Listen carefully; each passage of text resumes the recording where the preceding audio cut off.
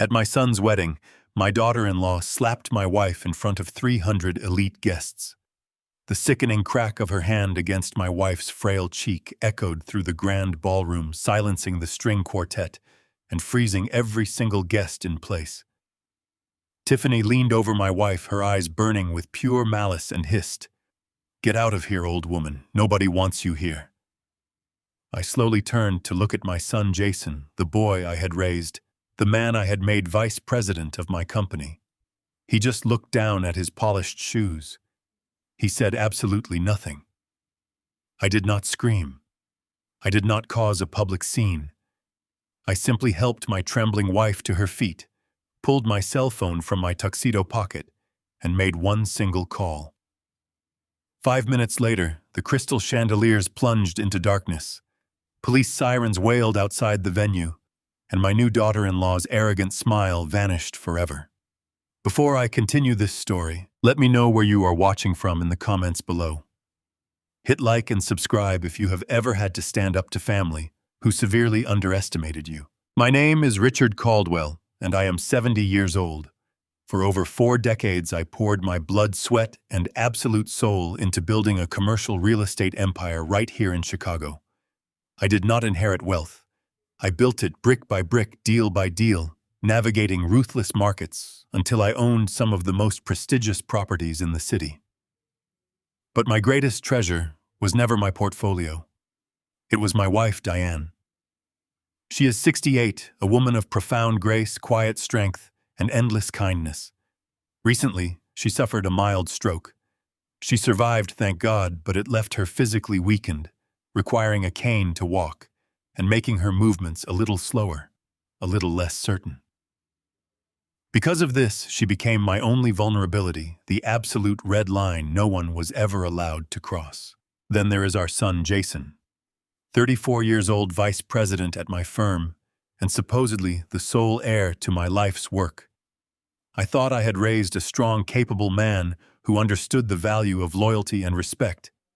Instead, I raised a weak, title-hungry coward who allowed himself to be completely manipulated by his fiancée. Tiffany Lawson is 28, an entitled social media influencer whose ambition far exceeds her actual work ethic. From the exact moment she entered our lives, she treated my son's inheritance as her personal bank account and treated me and Diane like expired inconveniences. I tried to tolerate her for Jason's sake, giving them the benefit of the doubt, to keep the peace until the night she signed her own social and financial death warrant. To truly understand how I turned a multi-million-dollar fairy tale wedding into an active crime scene, you have to picture the Grand Monarch Hotel ballroom. It is a masterpiece of Gilded Age architecture, dripping with imported crystal, immaculate marble floors and floral arrangements that cost more than a luxury car. Thousands of white orchids flown in specifically from Holland cascaded down the walls in an opulent display of unnecessary excess. 300 of Chicago's elite were seated at tables draped in fine silk, drinking vintage champagne and laughing politely. The Lawson family, Tiffany's relatives, occupied the prime tables at the very center of the room. They spent the entire evening looking down their noses at anyone who did not match their fabricated sense of superiority, completely oblivious to whose money was actually funding their arrogance. What none of them knew, not the wealthy guests, not the snobby Lawsons, not Tiffany, and certainly not my spineless son, was that I, sole owner of the Grand Monarch Hotel. I purchased the historic building years ago through a blind corporate LLC to diversify my holdings and maintain my privacy. To them, I was just the wealthy father footing the bill for this lavish affair. They had absolutely no idea they were standing in my house. As dinner was being served, I sat quietly observing the room. I watched Tiffany command the space, snapping her manicured fingers at the waitstaff as if they were indentured servants. I watched Jason trail behind her, holding her designer clutch, looking less like a powerful corporate executive and more like an obedient lapdog. A deep, cold wave of disappointment washed over me. I had given this boy the world, and he had willingly surrendered it to a tyrant. Diane and I were seated at the parents' table slightly off to the side, pushed away from the spotlight. It was exactly where Tiffany had insisted we stay, to avoid ruining her primary photography angles. Diane was struggling with her meal. Her right hand still trembles occasionally from the stroke, making gripping silverware a daily frustrating battle. I reached over gently, placing my hand over hers, to help her cut her steak, whispering that she looked beautiful in her emerald gown. She gave me that soft, warm smile that had carried me through 40 years of marriage. Then her fingers slipped. The heavy silver fork dropped from her hand. It hit the marble floor with a sharp metallic clatter. It was a minor accident, a completely harmless mistake that any decent human being would have ignored or kindly helped clean up. But Tiffany was not a decent human being. She was standing nearby posing for a photographer with her bridesmaids. When the fork hit the ground, her head snapped toward our table. The fake, radiant smile she had worn all evening contorted into a mask of pure, unadulterated rage.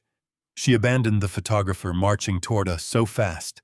Her heavy silk train whipped violently behind her. I thought she was coming to ask if Diane was all right. Instead, without missing a single beat, without one word of warning, she raised her hand and struck my wife. The slap was vicious. It cracked like a whip across the silent room. Diane gasped, her frail body jolting sideways in her chair, her hand instantly flying to her reddening cheek. Tears welled up in her terrified eyes. The entire ballroom went dead silent. The string quartet stopped playing mid-note. 300 guests froze, their champagne glasses suspended in mid-air. I felt a cold, terrifying stillness wash over my entire body. It was the kind of calm that only comes when you realize the person standing in front of you is no longer family, but an enemy that must be systematically dismantled. Tiffany leaned down, her face inches from Diane's trembling form. "Get out of here, old woman," she hissed loud enough for the surrounding tables to hear clearly. "Nobody wants you here. You are ruining my perfect night." My breathing slowed. I did not yell. I did not raise my hand to strike her back. I simply stood up and turned my steady, piercing gaze to my son. Jason was standing less than 10 feet away. He had watched the entire thing happen. He had watched a 28-year-old brat physically assault the mother who had given him life, the mother who had held him when he was sick, the mother who had loved him unconditionally. I waited for him to step forward. I had spent 34 years building a life for this boy. I paid for his education, handed him a vice presidency at my firm, and gave him the keys to his future. I did all of this believing I was raising a man of character who would protect his family. I waited for him to grab his bride by the arm and demand she apologize. Jason looked at his mother holding her cheek. Then he looked at Tiffany's furious, expectant face. Finally, he looked down at his expensive, polished shoes. He swallowed hard, took a step back, and remained completely silent. In that single defining moment, my son died to me. The boy I had loved and groomed to take over my empire ceased to exist. He was nothing more than a complicit coward, and I realized with absolute clarity that I owed him nothing. I gently placed my arm around Diane's shoulders, helping her to her feet. I kissed her forehead, whispering that it was over, that she was safe. I did not look at Tiffany. I did not acknowledge her existence.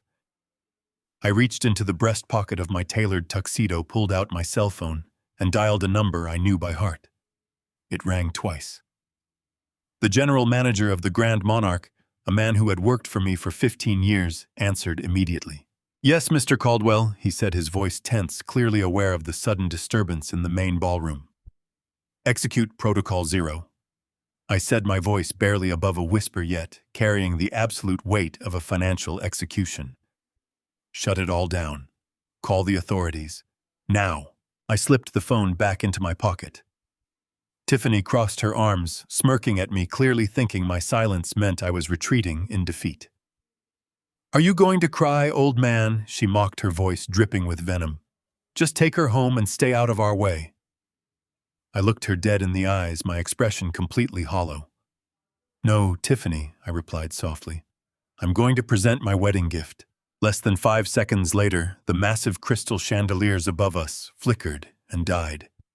The ambient lighting cut out, plunging the grand ballroom into dim emergency lighting. The music feed was severed, the air conditioning powered down. A murmur of panic rippled through the 300 guests as waiters abruptly stopped serving, turned around, and began pulling plates of expensive food right off the tables. Tiffany's smug expression faltered. "What is going on?" she shrieked, looking frantically at Jason. "Fix this, Jason! Fix it right now!" But Jason was staring out the grand floor-to-ceiling windows, his face draining of all color. Through the glass, the flashing red and blue lights of multiple police cruisers began to reflect against the hotel walls. The wail of approaching sirens grew louder, piercing the chaotic silence of the ruined reception. I held Diane close to me, feeling her trembling subside as she realized I was taking control. Tiffany dropped to her knees, grasping the skirt of her gown in absolute panic. But to truly understand how we arrived at this night of public execution and why the police were currently swarming the entrance of my own hotel to arrest her family, we have to rewind the clock. We have to go back exactly 4 months to the day this toxic, entitled woman first showed me her true colors, and the day my son proved he was willing to trade our family's soul for a total illusion. 4 months ago, the Chicago skyline was hidden behind a thick wall of gray clouds. It was a fitting backdrop for the conversation about to take place in my corner office. My workspace sits on the 50th floor of the Caldwell building. It is a vast sanctuary designed to intimidate corporate rivals and reassure wealthy investors.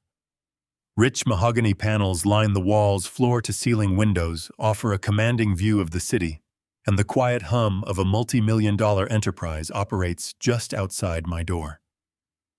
I was reviewing quarterly acquisition reports when my executive assistant buzzed my intercom.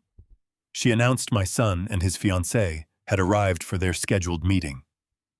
I removed my reading glasses and unlocked the heavy wooden doors, expecting a standard discussion about seating charts or floral arrangements.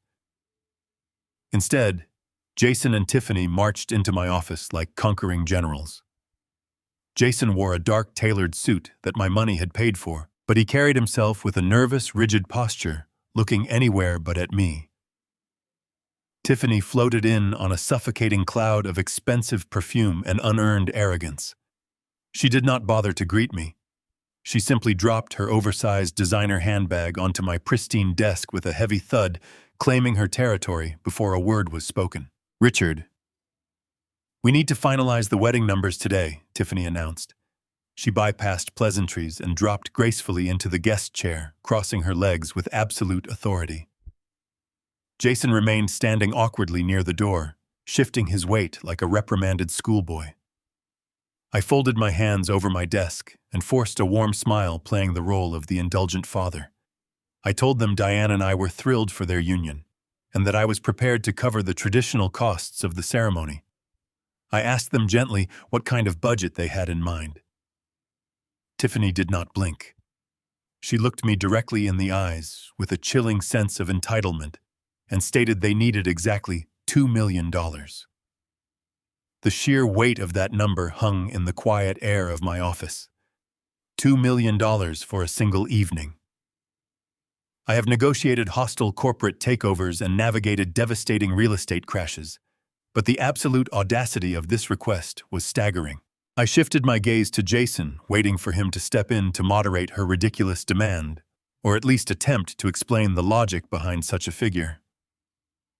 My son simply cleared his throat, stared at the carpet, and mumbled a rehearsed line about how weddings were extremely expensive these days, and how Tiffany's family possessed a certain social standing to uphold. I maintained a neutral expression, burying my shock behind a wall of corporate discipline. I asked Tiffany what exactly $2 million would buy us.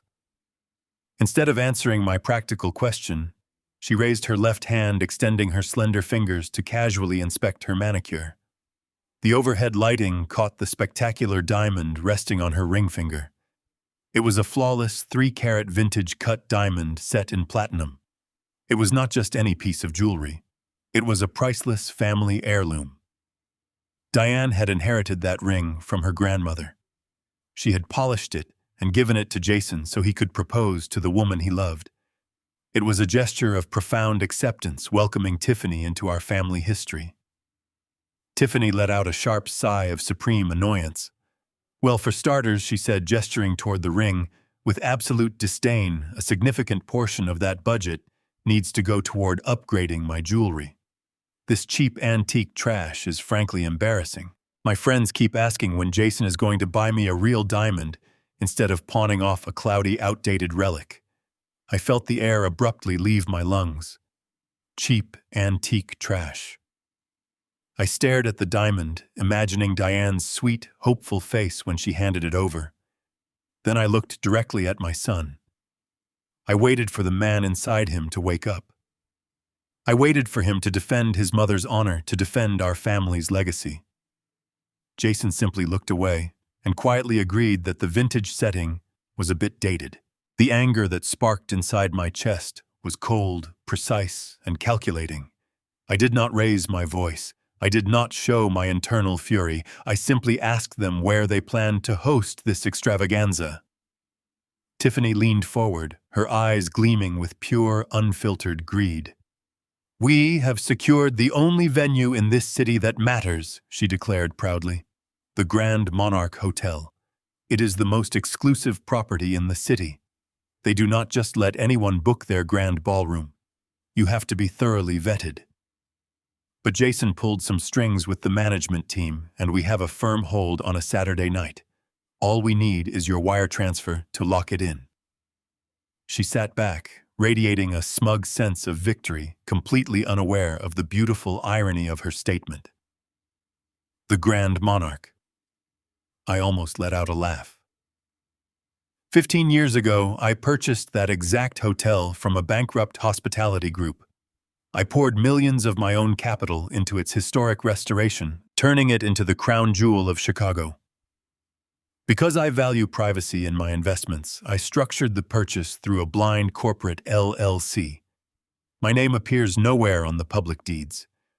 The management team reports to a board of trustees who report exclusively to me. Jason and Tiffany thought they were flexing their social muscles, demanding the city's elite venue. They had absolutely no idea they were asking me to rent my own property from myself. In business, when a rival reveals their hand, you do not interrupt them. You let them play their cards, and you watch their every move closely. I pulled my corporate checkbook from my top desk drawer. I told them that if the Grand Monarch was what they truly wanted, I would not stand in the way of their happiness. Tiffany's eyes widened as my gold fountain pen scratched across the crisp paper. She practically vibrated with raw excitement. Jason let out a long, shuddering breath, his shoulders dropping in what looked like profound relief. It was a physical reaction that instantly caught my attention. It was not the joyous relief of a groom getting his dream wedding. It was the desperate, heavy relief of a man who had just escaped a firing squad. I slid the completed check across the desk. Tiffany snatched it instantly, slipping it into her designer bag, as if she feared I might change my mind. I smiled again, steepling my fingers together. I told them I was happy to provide the funds, but as a standard business practice, I would need a basic budget breakdown forwarded to my accountant by the end of the week. Just a simple spreadsheet detailing the vendors and costs. As soon as the words left my mouth, Jason's body tensed. His eyes darted nervously toward the heavy office doors. He swallowed hard sweat forming on his forehead. In that moment, a chilling realization hit my gut. He was hiding something much bigger than wedding jitters. The unease that settled in my stomach after that meeting did not dissipate. It lingered like a dark cloud, casting a shadow over my usual routine. Jason had always been eager to share details of his projects, proud of his accomplishments, and quick to boast about his financial maneuvering. Yet when asked for a simple budget breakdown for a wedding I was entirely funding, he had reacted like a man caught in a lie. I tried to push the suspicion aside, chalking it up to the notorious stress that accompanies wedding planning. Diane, ever the peacemaker, assured me that Jason was merely feeling the pressure of merging two families. She possessed a heart too pure to see the darkness gathering around our son. She wanted to believe the best, so I decided to play along, keeping my doubts locked tightly behind my ribcage. 2 days later, Diane suggested we drop by Jason and Tiffany's home. She had spent the entire morning carefully polishing a pair of vintage gold cufflinks that once belonged to my father, intending to gift them to Jason for the ceremony. It was a beautiful gesture, one that required us to make an unannounced visit to their luxury condominium in the Gold Coast district, a property I had heavily subsidized when Jason first moved in. The drive was quiet. I navigated the busy Chicago streets while Diane sat beside me, her hands resting softly in her lap. Her physical frailty was a constant, painful reminder of the stroke, but her spirit remained entirely unbroken. When we arrived, the building concierge greeted us warmly and buzzed us up. Jason had given us a spare key months ago for emergencies, and Diane, wanting to make it a true surprise, quietly unlocked the front door. The condominium was vast, flooded with natural light from floor-to-ceiling windows that overlooked the lake. The pristine white walls and minimalist furniture felt cold, lacking the warmth and history of a real home. As I paused in the foyer to hang up my coat, Diane walked ahead toward the kitchen, intending to announce our arrival with a cheerful greeting. I heard the soft, uneven tap of her cane against the hardwood floor. Then I heard Tiffany's voice. It was not the sweet, cultured tone she used when asking me for money. It was sharp, venomous, and dripping with an absolute unvarnished cruelty. The sound froze the blood in my veins. I stepped quietly down the hallway, stopping just out of sight behind the kitchen archway. Diane was standing near the marble island, holding the small velvet box containing the cufflinks. Tiffany was cornering her, standing aggressively close, her arms crossed tightly over her chest. "I do not care how much you love that hideous silk dress," Tiffany hissed, her voice a low, threatening growl. "You are absolutely forbidden from wearing it. The fabric looks cheap, the color clashes entirely with my chosen floral palette, and frankly, it draws far too much attention to your physical issues. You are going to wear the neutral beige gown I selected, and you are going to stay seated as much as possible." Diane took a step back, her grip tightening around the handle of her wooden cane. I could see the profound hurt washing over her gentle face, but she tried to maintain her polite composure. "Tiffany, dear," she started softly, her voice wavering just a fraction. "That dress was custom-made for me. Richard loves it, and the beige gown is terribly heavy for me to manage with my leg." "I do not care what Richard loves," Tiffany interrupted, taking another aggressive step forward, forcing Diane to lean back against the cold counter. "This is not about you. This is my wedding. The Lawson family has a certain aesthetic, a standard of perfection that must be maintained for the social pages and the photographers. Do you have any idea how embarrassing it is going to be to have you hobbling down the aisle with that ugly cane? Your limp is going to ruin the entire bridal aesthetic. You look like a broken old woman, and I will not have my perfect day tainted by your pathetic need for pity." Every single syllable felt like a physical blow. The absolute malice in her words was staggering. She was not just insulting my wife.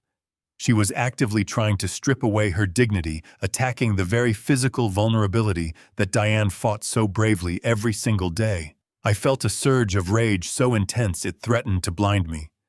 I did not scream. I did not lose control. I stepped out from the shadows of the hallway and into the harsh light of the kitchen. "Tiffany," I said. My voice was calm, flat, and entirely devoid of warmth. It echoed through the large room with the devastating weight of an absolute reckoning. Tiffany whipped around, her eyes widening in pure terror. The malicious sneer vanished from her face, instantly replaced by the pale, panicked expression of a predator caught in a trap.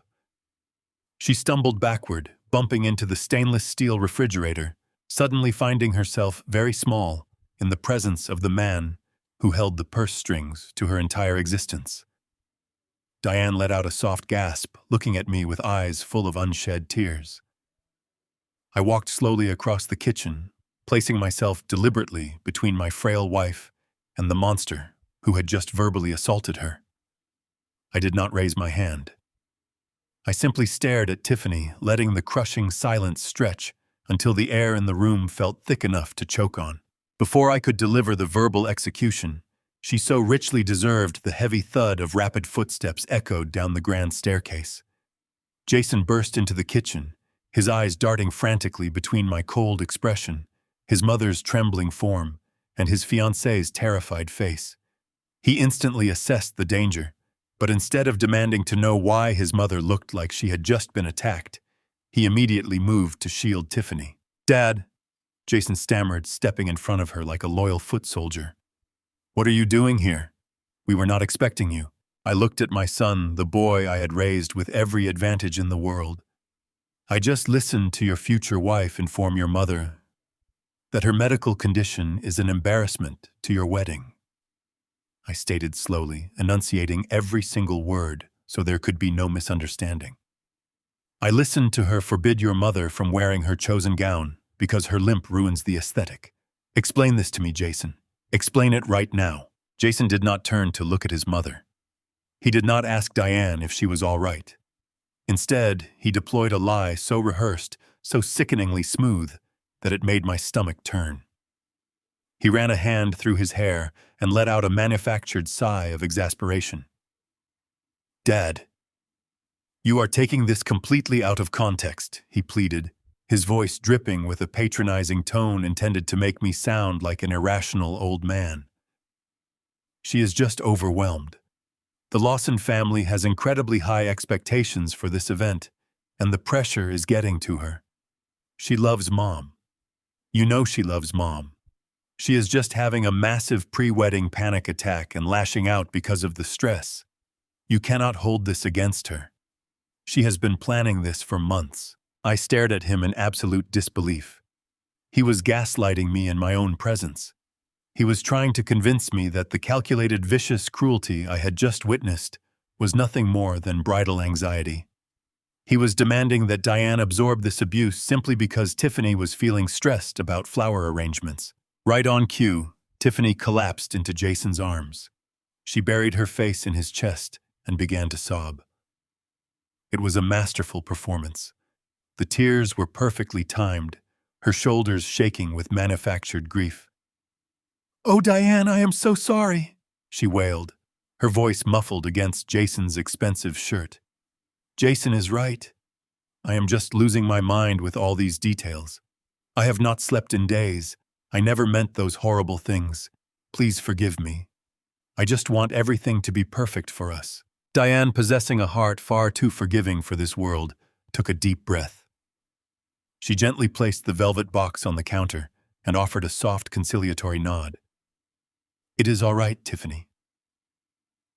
Diane murmured, her voice steady, but laced with a profound sadness. "I understand that weddings are stressful. We will not speak of this again." Tiffany pulled away from Jason, wiping her perfectly dry cheeks. "Let me make you some ginger tea," she offered sweetly, pivoting from monster to doting daughter-in-law with terrifying speed. "You look a little pale, Diane. Please sit down in the living room. Let me take care of you." Diane allowed Jason to guide her out of the kitchen, leaving me standing alone with Tiffany. She turned toward the stove to boil the water, her back to me. As she reached for the kettle, I saw it. Her reflection in the dark glass of the microwave. She was not crying. She was smirking. It was a cold, victorious smile that confirmed every single dark suspicion I harbored in my soul. Jason's plausible lie had worked on his mother, but it had entirely failed on me. My gut instinct screamed with absolute clarity. This was not the erratic behavior of an overwhelmed bride. This was calculated malice. This was a systematic campaign to isolate, humiliate, and dominate my family. And as I watched her pour the tea, pretending to be the perfect hostess, I realized the rot had infected my son completely. He was not a victim of her stress. He was a willing accomplice to her cruelty. The time for playing the generous father was officially over. It was time to start acting like the ruthless chief executive who built an empire, and it was time to tear their carefully constructed illusion completely to the ground. The following morning, I arrived at the Caldwell building early. The sprawling glass tower stood silently against the pale Chicago dawn. As I stepped out of the private elevator and walked down the vast corridor, the forgiving father I had been trying to be was left completely behind. I was Richard Caldwell, the chief executive officer who had navigated devastating market crashes and crushed ruthless corporate rivals. You do not build an empire by turning a blind eye to betrayal, and you certainly do not allow an amateur to disrespect your wife. I sat behind my expansive mahogany desk and booted up my secure terminal. I had given Jason the title of vice president, entrusting him with significant operational oversight, particularly within the public relations and corporate events divisions. It was a role meant to groom him for the ultimate succession, a safe sandbox to manage large budgets and cultivate high-level relationships. I had always reviewed his top-line summaries, offering guidance. That paternal trust ended the moment I turned on my monitor. I bypassed Jason entirely. I did not request the files through his department head. Instead, I used my administrative credentials to dive directly into the raw accounting databases. I began to sift through the ledgers with the calculated precision of an auditor. I cross-referenced the current fiscal year against our historical spending averages, looking for anomalies or diverted funds. For the first 2 hours, everything appeared relatively normal. The standard corporate retreat expenditures and the routine client entertainment tabs all aligned with the projected forecasts. I almost allowed myself a brief moment of relief, thinking that perhaps Jason was merely a weak man rather than a fundamentally corrupt executive. But a lifetime in commercial real estate has taught me to always look beneath the surface. I narrowed my search parameters, focusing on the discretionary event budgets approved directly under Jason's authorization code during the past 4 months. That was the exact timeline aligning with Tiffany's sudden aggressive involvement in his daily life. My eyes scanned the digital rows of authorized payouts. Then a massive discrepancy jumped out from the screen, glaringly out of place. It was an authorized payout categorized under executive corporate relations. The figure was staggering. $300,000. I clicked on the digital file. It was billed by a vendor named Elysium Botanical Designs, purportedly for exotic floral arrangements for upcoming corporate retreats. I stared at the document. $300,000 for flowers. Even in the highest tiers of corporate luxury, that number was obscenely inflated. I ran a comprehensive background check on Elysium Botanical Designs. The results returned with chilling speed. There was no professional website or digital footprint indicating a history of corporate event design. I pulled up the state corporate registry and found the business license. It had been registered a mere 3 months ago. I traced the physical address listed on the forms.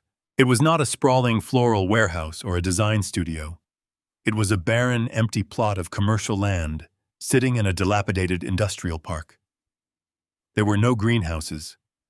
It was a phantom vendor, a hollow shell created for the sole purpose of extracting vast sums of money. The air in my office felt suddenly thin. I leaned back in my leather chair, staring at the ceiling. The money for the wedding, the $2 million check I had written, was entirely separate from this. Jason was not just allowing his fiancée to abuse his mother. He was actively bleeding my company. He was using his executive clearance to funnel hundreds of thousands of dollars into a black hole. He was stealing from the very empire he was destined to inherit. The betrayal was so profound, so deeply rooted, that it completely severed whatever remaining paternal instinct I held. I printed the invoice, folded it, and placed it inside my suit jacket. I needed to see his face. I needed to watch his physical reaction when the foundation of his lie was gently tapped. That evening, I arranged for a private family dinner at an exclusive steakhouse downtown. I invited Jason and Tiffany under the guise of celebrating the finalization of their venue booking.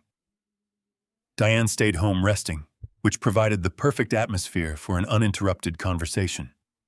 We sat at a secluded corner table, the ambient light reflecting off the crystal glasses. Tiffany spent the meal boasting about her bridal registry and complaining about her wedding planner. Jason nodded along obediently, sipping his expensive red wine, looking entirely relaxed. As the main courses were cleared away and the waiter poured a fresh round of vintage Bordeaux, I decided it was time to test the waters.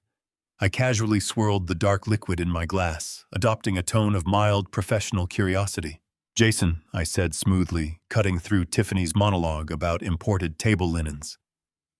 "I was reviewing some upcoming corporate event schedules this morning. We have that large investor retreat coming up in the fall. I noticed a substantial disbursement for a new vendor, Elysium Botanical Designs. I must say, $300,000 for floral atmospheric installations is quite the premium. They must do absolutely extraordinary work. Where exactly did you find them?" The reaction was instantaneous. The heavy crystal wine glass slipped right through Jason's fingers. It hit the edge of the mahogany table, shattering into thick shards. The dark red wine splashed violently across the crisp white tablecloth, dripping onto his expensive trousers. He gasped, his entire body jerking backward as if he had been physically struck. Tiffany stopped talking mid-sentence, her eyes darting toward him in sudden panic.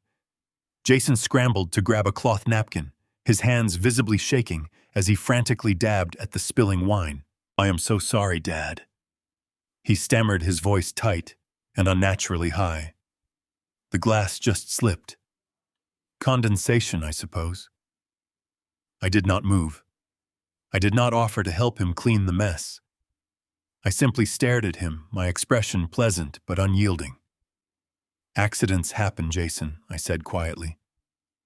"But about the vendor Elysium." He swallowed hard, refusing to meet my gaze as he continued to scrub at the ruined tablecloth. "Oh, them," he mumbled, deploying a hastily constructed, rehearsed excuse. "They are a highly exclusive boutique firm, very avant-garde. Tiffany actually recommended them. They do not maintain a public portfolio to preserve their elite client base. It is a strict retainer fee to secure their services for the whole year. I promise you, the return on investment for the investor retreat will be well worth the upfront cost." He finally looked up, offering a weak, trembling smile that failed to hide the absolute terror screaming behind his eyes. He was lying. He was lying straight to my face, and he was terrified that I knew. I offered a slow, approving nod, playing the part of the satisfied superior. "Excellent initiative, son," I murmured softly. "I look forward to seeing their work."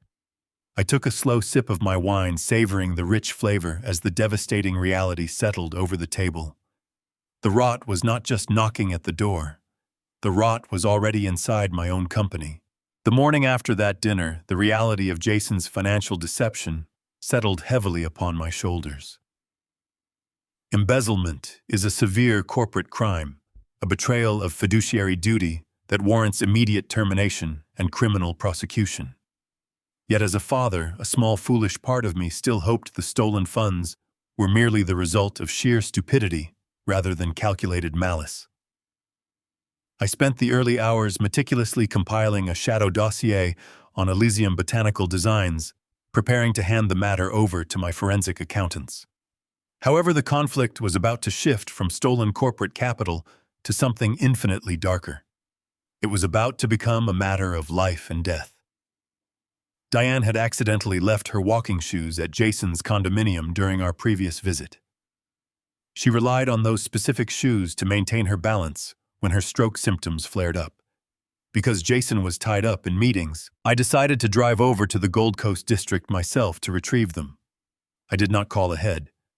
I wanted to get in, grab the shoes, and leave before having to interact with the woman who was tearing my family apart. I parked in the underground garage and took the private elevator directly to their floor. I used the spare key Jason had given us, pushing the heavy oak door open with a quiet click. The condominium was bathed in the harsh light of the early afternoon. The sprawling living room was empty, the minimalist white furniture standing perfectly still. I walked softly across the foyer, my leather shoes making no sound against the thick runner rugs. The silence felt heavy, almost suffocating. As I moved toward the guest room, I had to pass by the open archway of the gourmet kitchen. I heard the unmistakable rustle of plastic and the sharp snap of a child-proof medicine cap being pressed and turned. I paused, my instincts instantly flaring. I pressed my back against the cool hallway wall, inching closer to the edge until I had a clear, unobstructed view of the kitchen island. Tiffany was standing alone by the marble counter. She was dressed in expensive athletic wear, her blonde hair pulled back into a tight ponytail. In her left hand, she held a small prescription bottle. I recognized it immediately. It was Diane's specialized blood pressure medication. Following her stroke, Diane's cardiologist had prescribed a highly specific, very expensive daily anticoagulant and pressure regulator to prevent a secondary potentially fatal cerebral event. Diane carried a backup bottle in her purse, which she must have accidentally left on the kitchen counter the day she was driven to tears over her silk dress. I watched as Tiffany held the bottle up to the sunlight, pouring through the window, inspecting the label with absolute disgust. She did not look like a concerned daughter-in-law checking a misplaced item. She looked like a predator examining a captured pest. Tiffany unscrewed the white plastic cap. She did not pour the pills into her hand to count them.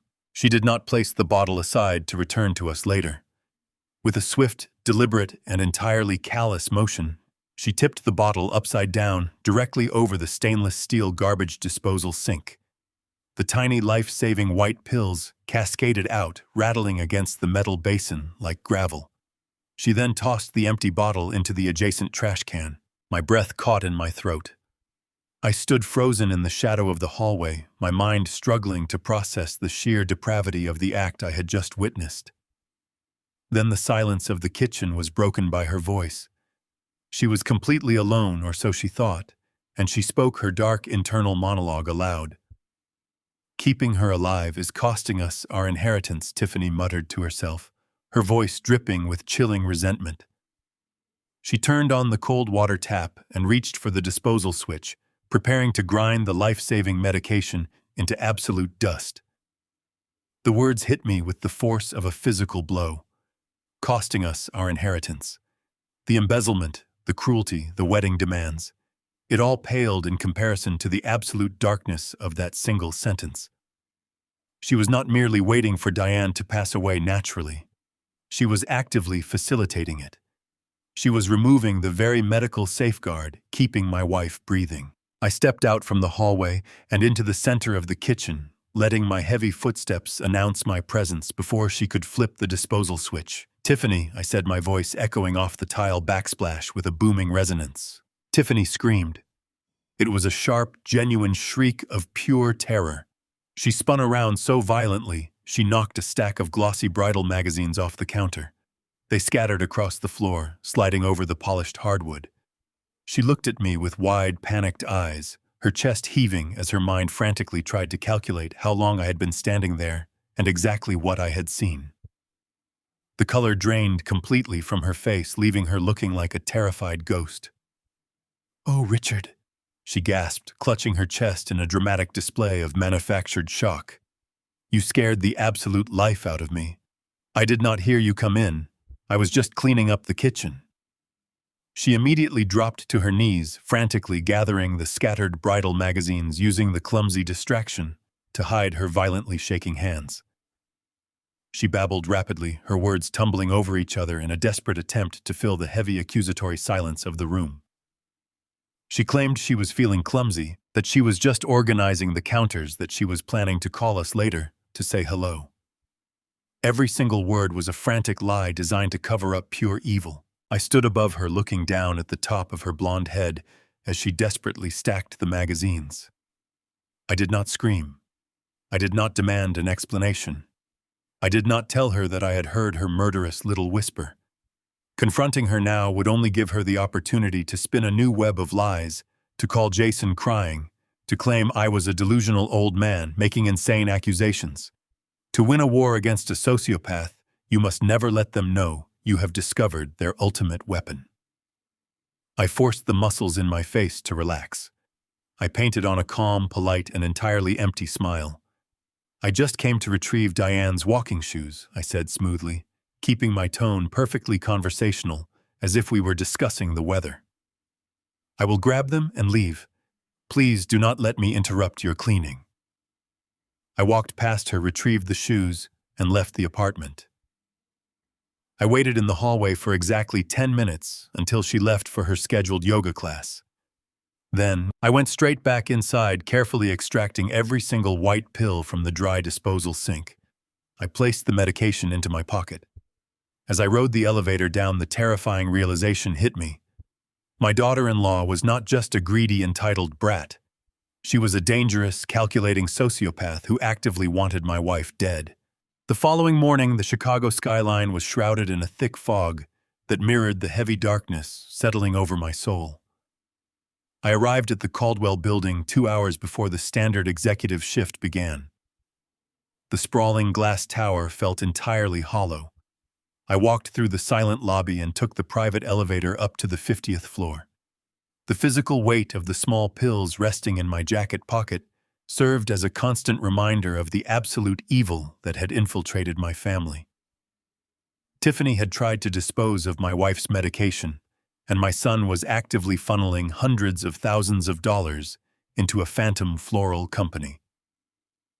The time for quiet observation had expired. I sat behind my vast mahogany desk. I placed the printed invoice for Elysium Botanical Designs directly in the center of the leather blotter. It was the undeniable proof of embezzlement, a $300,000 paper trail leading straight to Jason. Despite the staggering weight of his betrayal, a tiny fragment of my paternal heart still beat with a misplaced hope. I wanted to give him one final opportunity to seek redemption. I wanted my son to look at the evidence, confess his sins, and beg for my help to untangle the toxic web his fiancée had spun. I pressed the intercom button and instructed my assistant to summon the vice president to my office immediately. 10 minutes later, the heavy oak doors swung open. Jason stepped into my office, bringing with him an aura of manufactured confidence. He was dressed in a pristine charcoal suit, looking every bit the successful corporate heir I had groomed him to be. Yet beneath the polished exterior, I could sense the vibrating tension of a man walking on a razor-thin wire. He approached my desk, forcing an entirely artificial smile. He casually asked if I wanted to discuss the upcoming board meeting or finalize deposits for the grand ballroom. I did not return his smile. I did not offer him a seat. I simply gestured toward the printed document resting in the center of my desk. I kept my voice incredibly soft, projecting the calm stillness of a predator. I told him to look at the invoice. I told him that I had run a forensic background check on Elysium Botanical Designs. I informed him that the vendor possessed no legitimate corporate footprint, no physical greenhouses, and no history of operational logistics. I stated clearly that the $300,000 he had authorized for floral arrangements had vanished into a barren industrial lot. I leaned forward and looked deeply into his eyes. I offered him the ultimate lifeline. I asked him to explain the cash flow. I told him that if he was in trouble or being manipulated, he needed to tell me the absolute truth right in that moment. I promised him that we could fix it together as a family, provided he was completely honest with me. I waited for the facade to break and the terrified boy beneath to emerge. Instead, a horrifying transformation took place right before my eyes. The nervous tension vanished from Jason's posture, instantly replaced by a cold arrogance. His jaw tightened, and his eyes darkened with a chilling sense of superiority. He picked up the invoice, glanced at it with disdain, and tossed it back onto the leather blotter like a piece of worthless garbage. He let out a harsh laugh that echoed violently off the mahogany walls. He leaned his palms flat against my desk, invading my personal space, towering over me. He did not apologize. He did not confess. He went on a vicious offensive. He accused me of being completely out of touch with modern business practices. He claimed that the vendor was a strategic shell company designed for aggressive tax leveraging and dynamic corporate structuring. He stated that successful executives did not rely on outdated ledgers, but utilized complex financial vehicles to maximize operational liquidity. He raised his voice, his tone dripping with absolute contempt. He called me an out-of-touch old man who lacked the vision to take the Caldwell empire into the next century. He shouted that I was suffocating his potential by micromanaging his authorized budgets. He was actively gaslighting me, attempting to twist his undeniable embezzlement into a narrative of my own professional incompetence. The verbal assault escalated with terrifying speed. He stepped around the desk, closing the distance between us, until he was standing mere inches from my chair. He pointed a trembling finger directly at my face, his voice rising to a furious shout. He told me that he was the future of the company, that he was the one driving the modern acquisitions, and that I needed to step aside and let him handle his own affairs without my constant oversight. He demanded that I stop interfering with his vendors, stop questioning his fiancée, and stop acting like a dinosaur clinging to a dying era. His physical presence was threatening, his posture aggressively looming over my seated form. He took another step forward, practically backing me into the floor-to-ceiling window behind my desk. To avoid a physical altercation with my own blood, to prevent the situation from devolving into a violent struggle right inside the executive suite, I was forced to stand up and step around him. He scoffed, his chest puffed out with victorious pride, effectively pushing me out of my own designated workspace. He crossed his arms, standing firmly behind my mahogany desk, claiming the throne he had not earned. He told me to go home, to take the rest of the day off, and to let the real executives handle the corporate operations. He banished me from the empire I had built with my bare hands. I did not argue with him. I did not waste another breath trying to reason with a man who had surrendered his soul to greed. I walked toward the heavy oak doors, pulling my suit jacket tightly around my shoulders. I left him standing in my office, basking in his hollow victory. I walked down the corridor, stepped into the elevator, and pressed the button for the lobby. The descent was smooth, yet my world was undergoing a massive shift. I walked past the security desk, pushed through the glass doors, and stepped onto the Chicago sidewalk. The cold morning wind hit my face, carrying the sharp scent of exhaust and rain. I stood perfectly still amidst the rushing crowds of commuters. I reached into my jacket pocket and closed my fingers around the small pills I had rescued from the garbage disposal. The medication that Tiffany tried to destroy. The money that Jason was stealing. The profound disrespect they hurled at Diane. It all collided in my mind with devastating clarity. I closed my eyes and took a deep breath. The loving father who had desperately tried to protect his son died right there on the concrete pavement. When I opened my eyes, the sorrow had completely vanished. It was replaced by an absolute resolve. The father was gone. The ruthless businessman took over completely. It was time to go to war. War requires strategy, and my first tactical move was securing a mercenary who operated entirely outside the boundaries of my corporate structure. I could not use my internal legal team. I could not rely on the firm's compliance officers. If I flagged Jason through standard corporate channels, the resulting shockwave would shatter the company. Caldwell Commercial Holdings was a publicly traded titan. If the board of directors caught a single whisper that the heir apparent was embezzling vast sums of money, the financial fallout would be apocalyptic. Shareholders would panic, stock prices would plummet, and decades of meticulous brand building would evaporate overnight. I had to operate completely in the shadows, slicing the cancer out of my empire before anyone even realized the patient was sick. I drove directly to an unremarkable industrial park on the far south side of Chicago, miles away from the polished glass towers of the financial district.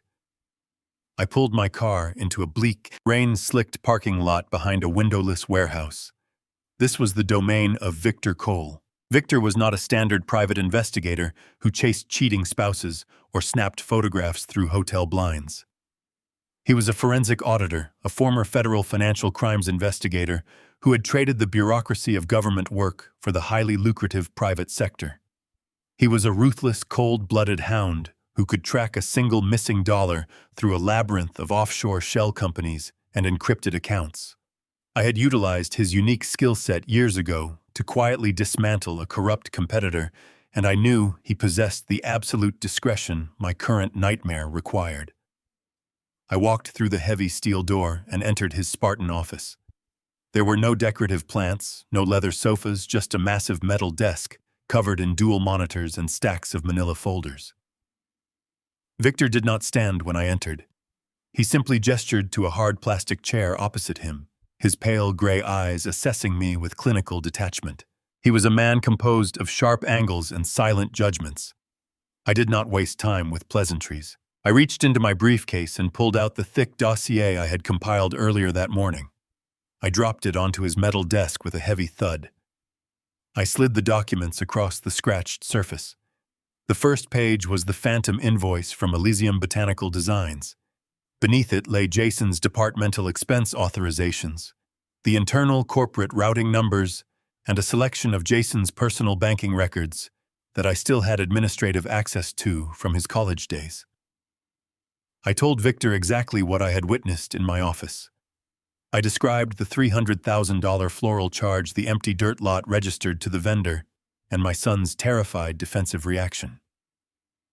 I told him about the medication incident, keeping my voice utterly devoid of emotion, stating the facts of Tiffany's malice as if I were laying out the parameters of a hostile corporate takeover. Victor listened without interrupting, his face an impenetrable mask.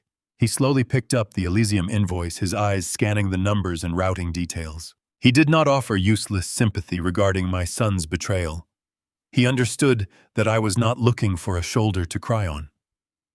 I was looking for a targeted strike. I explained the absolute necessity of total secrecy. I explicitly forbade him from contacting any of my internal department heads, warning him that if this investigation triggered a single compliance alert within my firm, the contract was terminated. My board of directors was composed of sharks who would use any sign of weakness to force me into early retirement and seize control of the company assets. This operation had to remain entirely off the books, completely untraceable back to the executive suite. Victor nodded once, a sharp, precise movement. He stated his retainer fee, a number that would have bankrupted a lesser man, and I agreed without a second of hesitation. He promised to trace the routing numbers on the floral invoice map, the ultimate destination of the funneled corporate capital, and dig into the financial history of Tiffany Lawson. I stood up, buttoned my jacket, and walked out of the warehouse, leaving my son's fate in the hands of the most dangerous man I knew. The next 48 hours were an exercise in psychological endurance. I returned to my corner office and resumed my duties as the head of the company. I approved acquisitions, attended strategy meetings, and reviewed architectural blueprints for a new commercial development. I had to maintain the illusion of absolute normalcy. Every time I saw Jason in the executive corridors, I offered him a polite, paternal nod. He walked past me with his head held high, his arrogant posture signaling that he believed he had won our confrontation. He thought he had successfully intimidated me into stepping back from his accounts. He had no idea that I was simply waiting for the guillotine blade to fall. At home, I played the role of the devoted husband. I sat with Diane in the evenings, drinking tea and listening to her talk about the final wedding preparations. She spoke excitedly about the floral arrangements, completely unaware that the flowers she was imagining were nothing but phantom charges designed to bleed us dry. She praised Jason and Tiffany, her gentle heart, refusing to see the monsters lurking in her living room. I smiled, I held her trembling hand, and I silently promised her that I would burn their world to the ground before I allowed them to hurt her again. The waiting was agonizing. Every time my phone buzzed, my heart hammered against my ribs, anticipating Victor's report. I needed to know exactly how deep the corruption ran. I needed to know where my life's work was being funneled. The not knowing was a slow, agonizing torture, but I maintained my disciplined facade, operating with the cold efficiency of a machine. I spent hours reviewing my own private financial portfolios, ensuring that my personal assets were completely insulated from any potential corporate fallout. I was preparing the battlefield, positioning my defenses before launching the ultimate offensive. The reality of what I was doing occasionally crept into my thoughts. I was hunting my own flesh and blood. I was preparing to destroy the boy I had taught to ride a bicycle, the young man whose college tuition I had fully funded. But every time that weakness threatened to soften my resolve, I remembered the sight of Tiffany throwing Diane's life-saving medication into the garbage disposal. I remembered Jason standing in my office, shouting in my face, protecting his sociopathic bride while actively stealing from our family. They had drawn the battle lines, and I was going to finish the war. On the evening of the second day, I was sitting alone in my dark study. I stared at the glowing embers in the fireplace. The house was completely silent. My cell phone vibrated against the heavy wooden desk. I grabbed it. The caller identification read, "Victor." I answered it. Richard Victor said, his raspy voice tight with grim urgency. "It is worse than you thought. You need to come to my office. Now." The drive to Victor Cole's warehouse felt like descending into a cold abyss. When I arrived, Victor did not waste a single second. He pushed a thick, heavily redacted folder across his metal desk.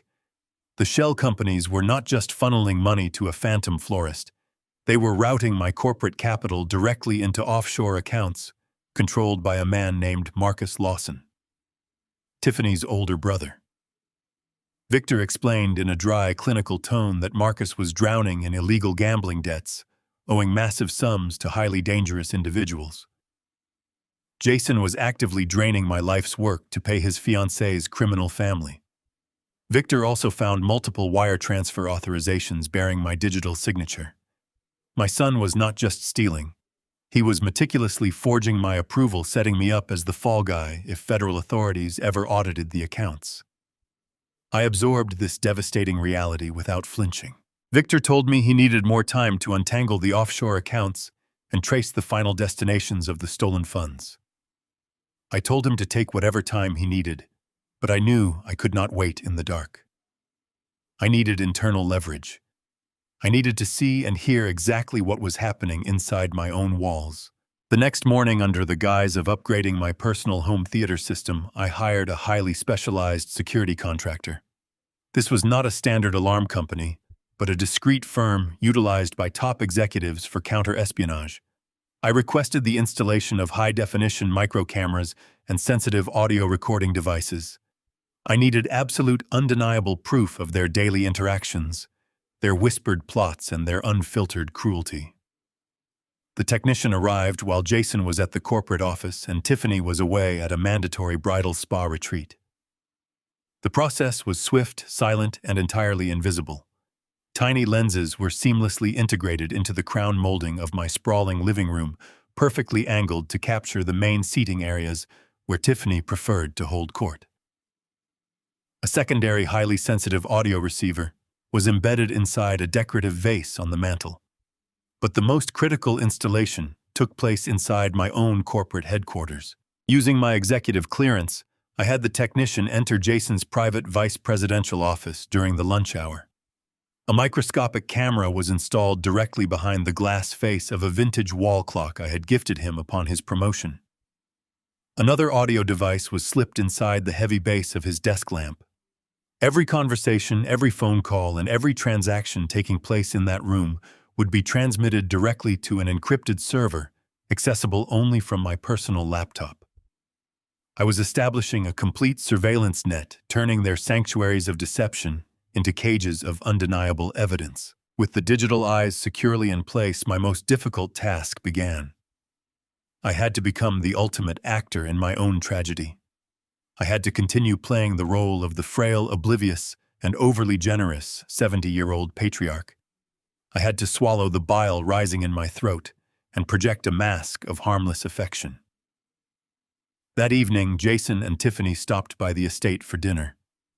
When Tiffany walked through the front door, she immediately rushed toward me, throwing her arms around my shoulders in an exaggerated, sickeningly fake embrace. She cooed about how much she missed us and how incredibly grateful she was for my generous wedding contributions. I smiled warmly, patting her back, feeling the cold, calculating serpent beneath her designer silk blouse. I looked toward the crown molding, knowing the invisible lens was capturing every single second of her flawless, manipulative performance. During dinner, the charade intensified. Jason sat across the table, pouring expensive Cabernet and talking animatedly about corporate strategy. He looked me straight in the eye and delivered a series of masterful lies regarding our upcoming quarterly projections. He spoke of the new floral vendors emphasizing their unique market value and assuring me that the $300,000 expenditure would yield massive atmospheric returns. He sounded so confident, so deeply earnest, that it actually terrified me. He had become a pathological liar, entirely comfortable deceiving the father who had given him everything. I nodded slowly, adopting an expression of mild, impressed approval. I told him I was proud of his dynamic initiative and that I trusted his modern vision for the company. I played the fool, perfectly validating his deceit while mentally calculating the exact length of his prison sentence. Tiffany chimed in, leaning across the table to gently touch Diane's arm. She offered a sugary, high-pitched apology for her stress-related outburst in the kitchen a few days prior. She claimed the wedding pressure had simply clouded her judgment and swore that she loved Diane like her own mother.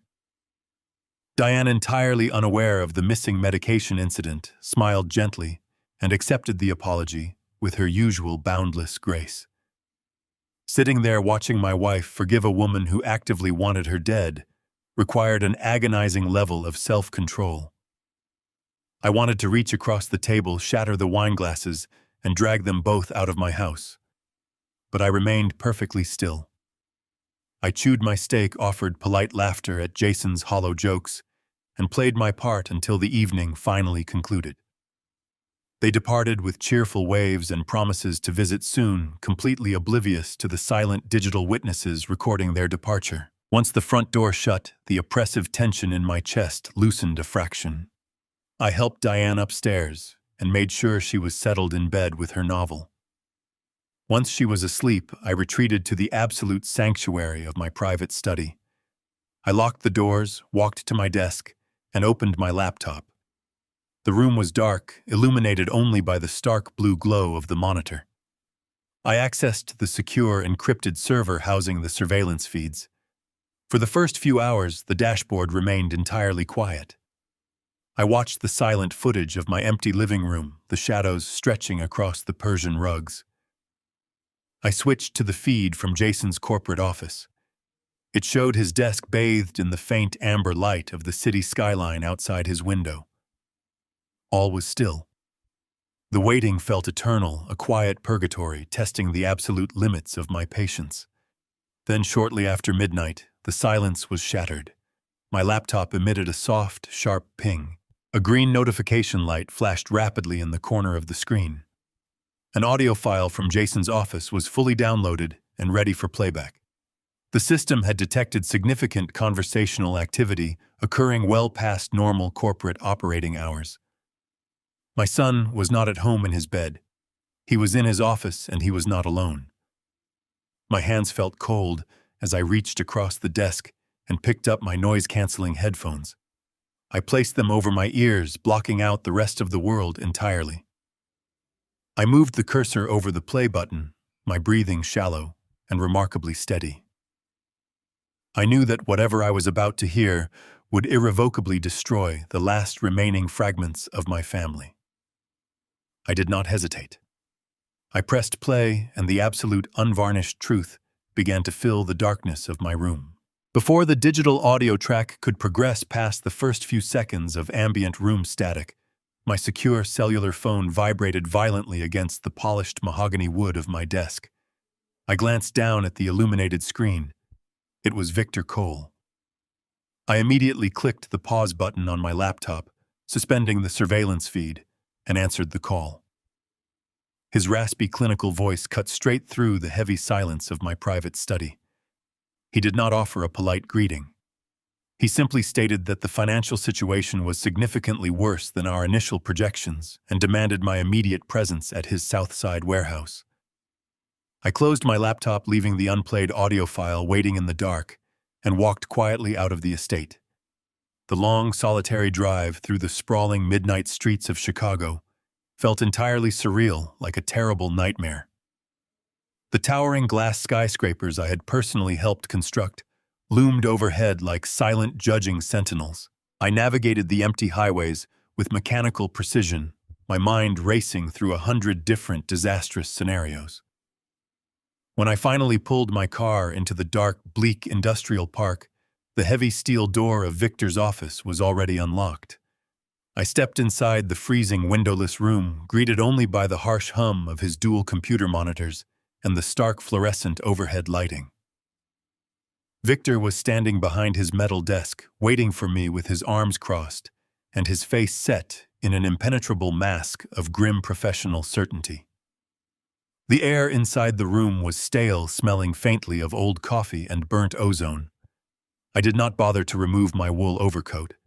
I simply closed my eyes and braced myself for the incoming impact, knowing my life was about to violently change forever. He gestured toward a thick, meticulously organized stack of financial documents spread across the scratched surface of his desk.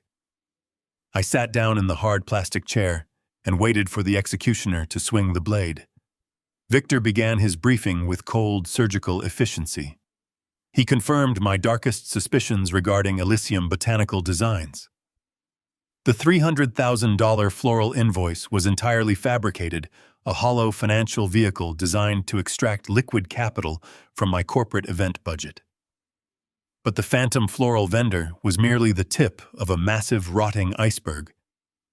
Victor traced the corporate routing numbers through a complex labyrinth of digital transactions, peeling back layers of deliberate obfuscation. He discovered millions of dollars disguised as vague consulting fees, operational optimization, retainers, and specialized market research payouts. Every single dollar had been systematically siphoned out of my company over the past 4 months. Victor tracked the stolen capital through 3 different domestic shell companies before the funds were ultimately wired into an offshore account located in the Cayman Islands. He handed me a printed background report, tapping a thick index finger against the name listed as the sole proprietor of the offshore entity. It was Tiffany's older brother. The man was not a brilliant international consultant. He was a degenerate, desperate gambler drowning in massive illicit debts owed to highly dangerous underground syndicates. Jason was actively bleeding my life's work dry to pay off the criminal obligations of his fiancée's family. He was bankrolling a shadow economy with Caldwell corporate funds, burning down my legacy to buy the affection of a sociopathic woman. I stared blankly at the staggering final tally printed in bold ink at the very bottom of the page. Millions of dollars had vanished completely untethered from any legitimate corporate venture. I stared at the photograph of Tiffany's brother attached to the dossier. A man with weak eyes and a hollow, arrogant smirk that mirrored his sister perfectly. The absolute magnitude of the betrayal threatened to crack my ribs. I had trusted Jason with the keys to my kingdom, and he had handed those keys directly to a syndicate of thieves. But Victor was not finished. The most devastating revelation was yet to come. He pulled a secondary red folder from beneath the stack and slid it slowly across the metal desk. He advised me to look very closely at the authorization signatures on the international wire transfers. I opened the folder, my hands feeling heavy and numb. I scanned the bottom of the digital authorization forms. My breath caught sharply in my throat. My personal signature was perfectly replicated on every single fraudulent document. Jason had not used his vice presidential clearance to execute the final international wires. He had utilized his unrestricted access to my private executive terminal to forge my digital authorization stamp. He had meticulously orchestrated the entire embezzlement scheme to ensure that his own name was entirely scrubbed from the final fatal transactions. The cold, terrifying reality of his strategy settled over me like a suffocating blanket. This was not just a case of an entitled son stealing from a wealthy father. This was a calculated, lethal setup. If the federal financial regulators, the Internal Revenue Service, or the corporate banking authorities flagged these massive illicit transfers, the digital paper trail would lead directly and undeniably to me. Every single piece of documented evidence pointed exclusively to Richard Caldwell. I would be branded a desperate executive secretly hoarding cash in illicit offshore accounts.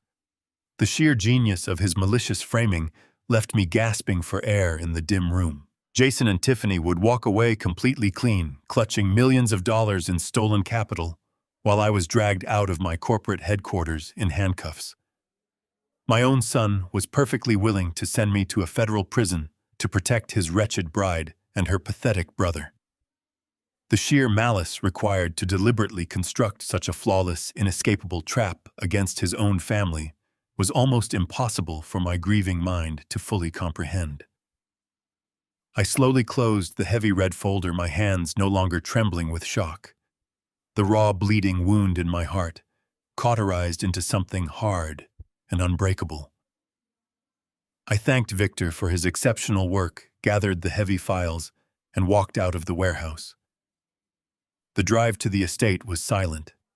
The businessman inside me had completely taken over running strategic risk assessments and calculating the exact legal maneuvers required to dismantle Jason's pathetic conspiracy.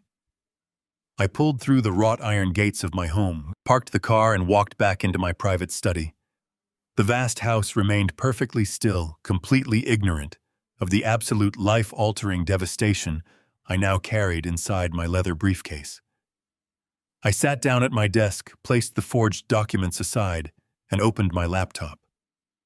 The blue light from the monitor washed over my face, highlighting the flashing green notification of the paused audio file. I had confidently left the dark warehouse, firmly believing I had uncovered the absolute worst of their miserable crimes. I believed the financial betrayal and the forged signatures were the ultimate pinnacle of their deception. I slipped the noise-canceling headphones back over my ears, took a deep breath, and pressed play. The crisp, clear audio of my son's voice filled my ears, but he was not discussing the stolen corporate millions or the Cayman Island bank accounts. Instead, the audio reveals an even darker plot. The static hissed a sharp digital crackle that suddenly gave way to the ambient acoustics of Jason's corporate office. I heard the heavy clinking of crystal glass. Someone was pouring a drink at the small bar cart I had gifted him for his promotion. A leather chair groaned under shifting weight. Then Tiffany's voice sliced through the encrypted audio feed. It was not the sweet, high-pitched, and entirely manufactured tone she deployed during our family dinners. It was low-sharp and stripped of all performative warmth. She was pacing the floor, her high heels clicking rhythmically against the polished hardwood. "We cannot wait another 2 years for him to step down." "Jason," she said, her words echoing slightly in the empty space. "He is already getting suspicious. He practically interrogated you about the floral vendor today. If he brings in an external auditor before the wedding, we are completely ruined. We need to accelerate the timeline." I heard Jason sigh, a heavy, pathetic sound of a man completely out of his depth. "I told you I handled him," Jason replied weakly. I pushed back. He backed down. "He is just an out-of-touch old man trying to hold on to his glory days." Tiffany stopped pacing. The sharp clicking of her heels ceased abruptly. "No, Jason. He is a massive liability. They both are." There was a brief pause filled only by the sound of ice swirling in a glass. Then she delivered the exact phrase that permanently froze the blood in my veins. "Once the wedding is over, we initiate the medical takeover." Jason asked her what she meant, his voice betraying a hint of nervous hesitation rather than outright rejection. Tiffany laid out her strategy with the cold, calculated precision of a military general planning a hostile siege. She clinically listed Diane's recent stroke, her ongoing mobility issues, and her absolute reliance on a complex regimen of daily cardiovascular medication. She casually noted my advancing age and the immense psychological stress associated with running the vast Caldwell corporate empire. "We already have the foundational framework in place," Tiffany explained smoothly. "Your mother's physical health is incredibly fragile. Your father is exhibiting classic signs of senior paranoia and aggressive, irrational delusions. You saw exactly how he acted today over a simple corporate invoice. He is losing his grip on reality," she continued without a single breath of hesitation. "We hire a private medical consultant, someone highly discreet, someone who understands the financial stakes of this transition. We have them evaluate your parents under the guise of an executive wellness check. We aggressively document every forgotten name, every slight physical stumble, every outburst of misplaced anger. Then we take that documentation straight to a sympathetic judge and file for an emergency conservatorship. I sat paralyzed in the dark, waiting for my son to stop her. I waited for the boy I had raised to stand up, shatter his glass against the wall, and defend the parents who had given him life. Instead, Jason simply asked about the logistical execution of the nightmare. If we secure the power of attorney, what happens to the estate? He asked, his voice entirely steady, completely devoid of moral conflict. What exactly happens to my mother? Tiffany did not miss a beat. We move her into a specialized care facility, a state-run nursing home. There is a specific place on the Lower West Side. It is extremely economical, which is perfect, because we desperately need to conserve the liquid assets for the corporate transition. She will be heavily medicated, kept perfectly comfortable, and entirely out of our way. The attending doctors there will not ask questions if the family insists on aggressive chemical sedation for her own physical safety. As for your father, once the conservatorship is legally granted, you immediately relieve him of his corporate duties. We transition him into a secure assisted living wing. The main estate becomes ours. The corporate accounts become ours. We secure the inheritance before they have a chance to rewrite the trusts or donate the capital to charity. Jason took a slow sip of his drink. The highly sensitive audio feed picked up the quiet sound of him swallowing. The board of directors might push back, he murmured, raising a pathetic logistical corporate concern rather than a fundamental moral objection. If I take over abruptly, the major shareholders might panic. Tiffany scoffed loudly. You tell the board that you are stepping up to save your father from his own tragically declining mind. You play the role of the devoted, heartbroken son, bravely taking on the heavy mantle of leadership to protect the family legacy. They will applaud you. The financial press will absolutely love you. A heavy, sickening silence settled over the digital recording. For 30 agonizing seconds, I sat in my dark study, staring blindly at the glowing monitor, waiting for the final verdict. Then my son spoke the words that permanently severed the final frayed cord of our familial bond. Fine, Jason said quietly. We execute the plan the day after the honeymoon. Start gathering the medical consultants. Let us get this over with. The audio file ended. The feed returned to a soft, meaningless hiss of static. I slowly reached up and pulled the noise-canceling headphones off my ears. I set them down on the polished mahogany desk. The silence in my private study was absolute, yet the room felt as though it was violently vibrating with the shockwave of a detonated bomb. The financial embezzlement was a crime of greed. The destruction of the medication was an act of reckless malice.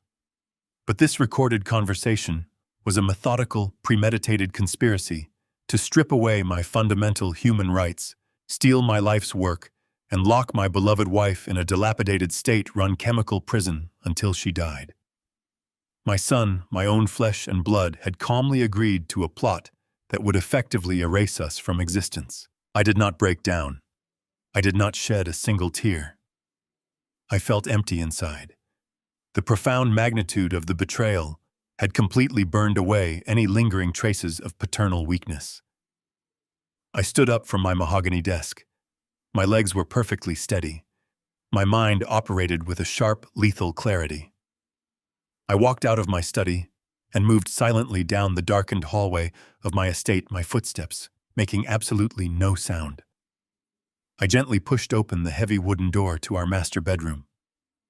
The large room was bathed in the soft, pale light of the moon. Diane was fast asleep. Her chest rose and fell in a slow, rhythmic, completely peaceful pattern. Her silver hair was fanned out across the white silk pillowcase. I stood at the foot of the bed and watched her breathe. She had dedicated her entire life to loving that boy, and he was fully prepared to toss her into a nightmare. I silently promised to protect her. I turned away from the bed and walked back out into the hallway. I pulled out my cellular phone. I bypassed my internal corporate legal team and immediately dialed the private number for Mitchell Bradley, my most vicious corporate lawyer. Mitchell Bradley was not a man you called for routine contract negotiations or standard corporate mergers. He was the legal equivalent of a tactical nuclear strike. I had kept him on retainer for over 2 decades for one specific reason. He possessed a terrifying intellect and an absolute lack of moral hesitation when it came to protecting his clients. Within an hour of my urgent phone call, Mitchell arrived at my estate. He bypassed the main entrance, entirely utilizing the private service door that led directly from the garden into my study. He wore a perfectly tailored midnight blue suit, looking entirely awake and dangerously alert despite the late hour. I did not offer him a drink. I did not waste time with pleasantries or small talk. I simply turned my laptop monitor toward him and pressed play. Mitchell stood in the center of the dark room, his arms crossed tightly over his chest, listening to the crystal-clear audio of my son and his fiancée, plotting my psychological destruction and my wife's chemical imprisonment. He did not gasp. He did not express any manufactured shock. He simply listened with the cold, clinical detachment of a seasoned surgeon examining a terminal scan. When the recording finally ended, the silence in the study felt immensely heavier than before.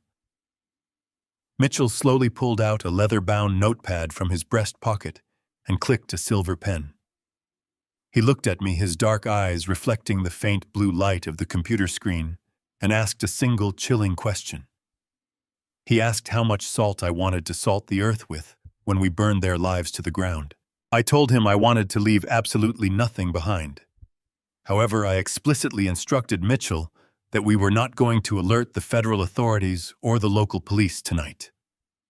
A standard corporate arrest executed in the shadows would be too quiet, too easily contained, and ultimately too merciful.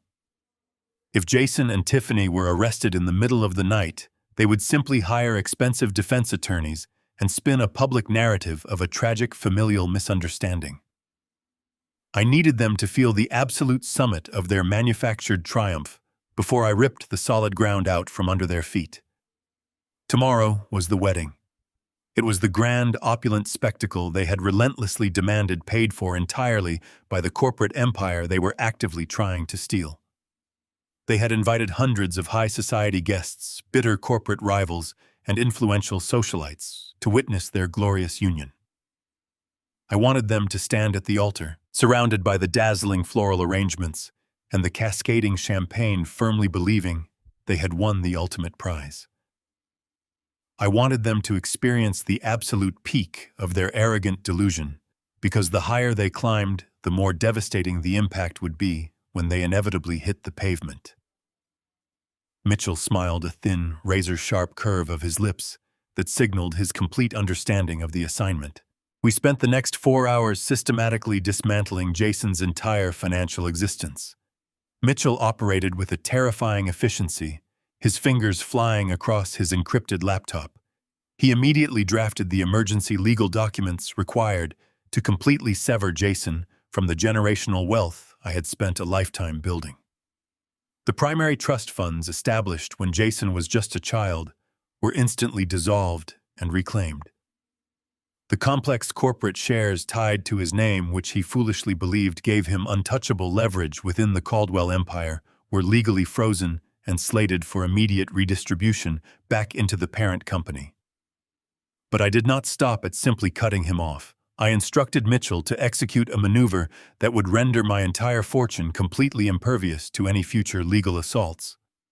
We established an ironclad, irrevocable blind trust. Every single liquid asset, every corporate holding, and every piece of commercial real estate I owned was funneled directly into this new, impenetrable financial fortress. I appointed a neutral third-party fiduciary board to oversee the trust, ensuring that neither Jason nor Tiffany could ever claim a single cent, even if they somehow managed to manipulate a judge into questioning my mental competence. By the time Mitchell finished typing the final clauses, Jason's projected inheritance had been reduced to absolute zero. He was no longer the heir to the Caldwell legacy. He was a financial ghost. The brilliant, wealthy future he had callously discussed with his sociopathic bride was completely erased with a few strokes of a pen. With the generational wealth secured, we turned our attention to the immediate tangible assets Jason currently enjoyed. He had grown incredibly accustomed to a lifestyle of unearned privilege, driving company vehicles and eating at five-star restaurants on the corporate expense account. The luxury Gold Coast condominium, the sprawling penthouse where Tiffany had maliciously plotted Diane's demise, was not legally registered to Jason. It was a corporate property held under a subsidiary limited liability company that I personally controlled. I had allowed him to live there rent-free as a perk of his vice presidential status. Mitchell drafted a strict 30-day eviction notice, completely legally binding, demanding the immediate vacation of the premises. Furthermore, we drew up the formal corporate termination papers. I outlined the exact details of the embezzlement, citing the $300,000 Elysium Botanical Designs invoice and the offshore wire transfers. I attached the findings from Victor Cole's forensic audit, creating a termination package that was entirely bulletproof. Jason was not just being fired. He was being expelled for catastrophic fiduciary breach, guaranteeing that his corporate career in Chicago was permanently destroyed.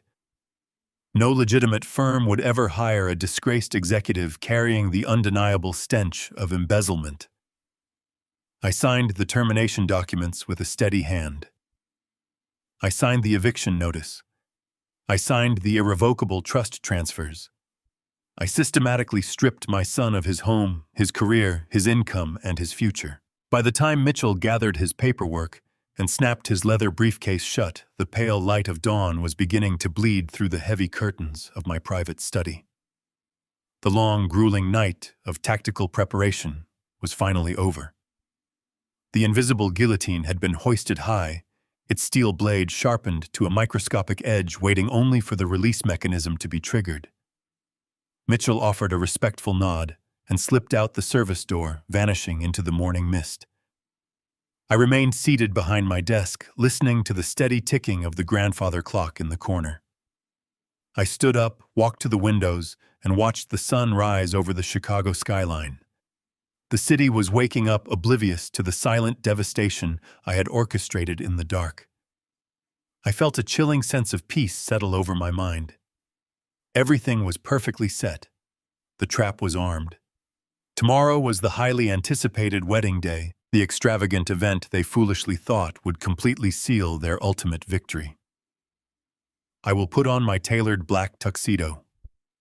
I will pin a fresh white boutonniere to my lapel, and I will proudly stand right beside my son, knowing with absolute unshakable certainty that I have just signed the irrevocable documents, guaranteeing his total financial and social ruin. The sun climbed higher into the pale Chicago sky, casting sharp shadows across the lawns of the Caldwell estate.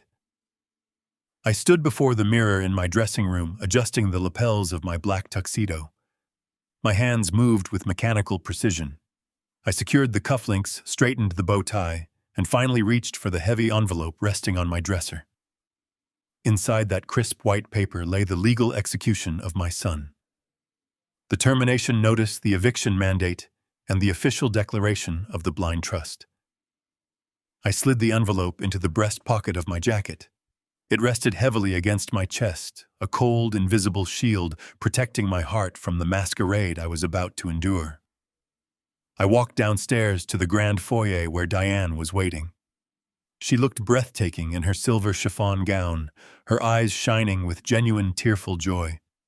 She reached out and squeezed my hand, whispering how incredibly proud she was of our boy.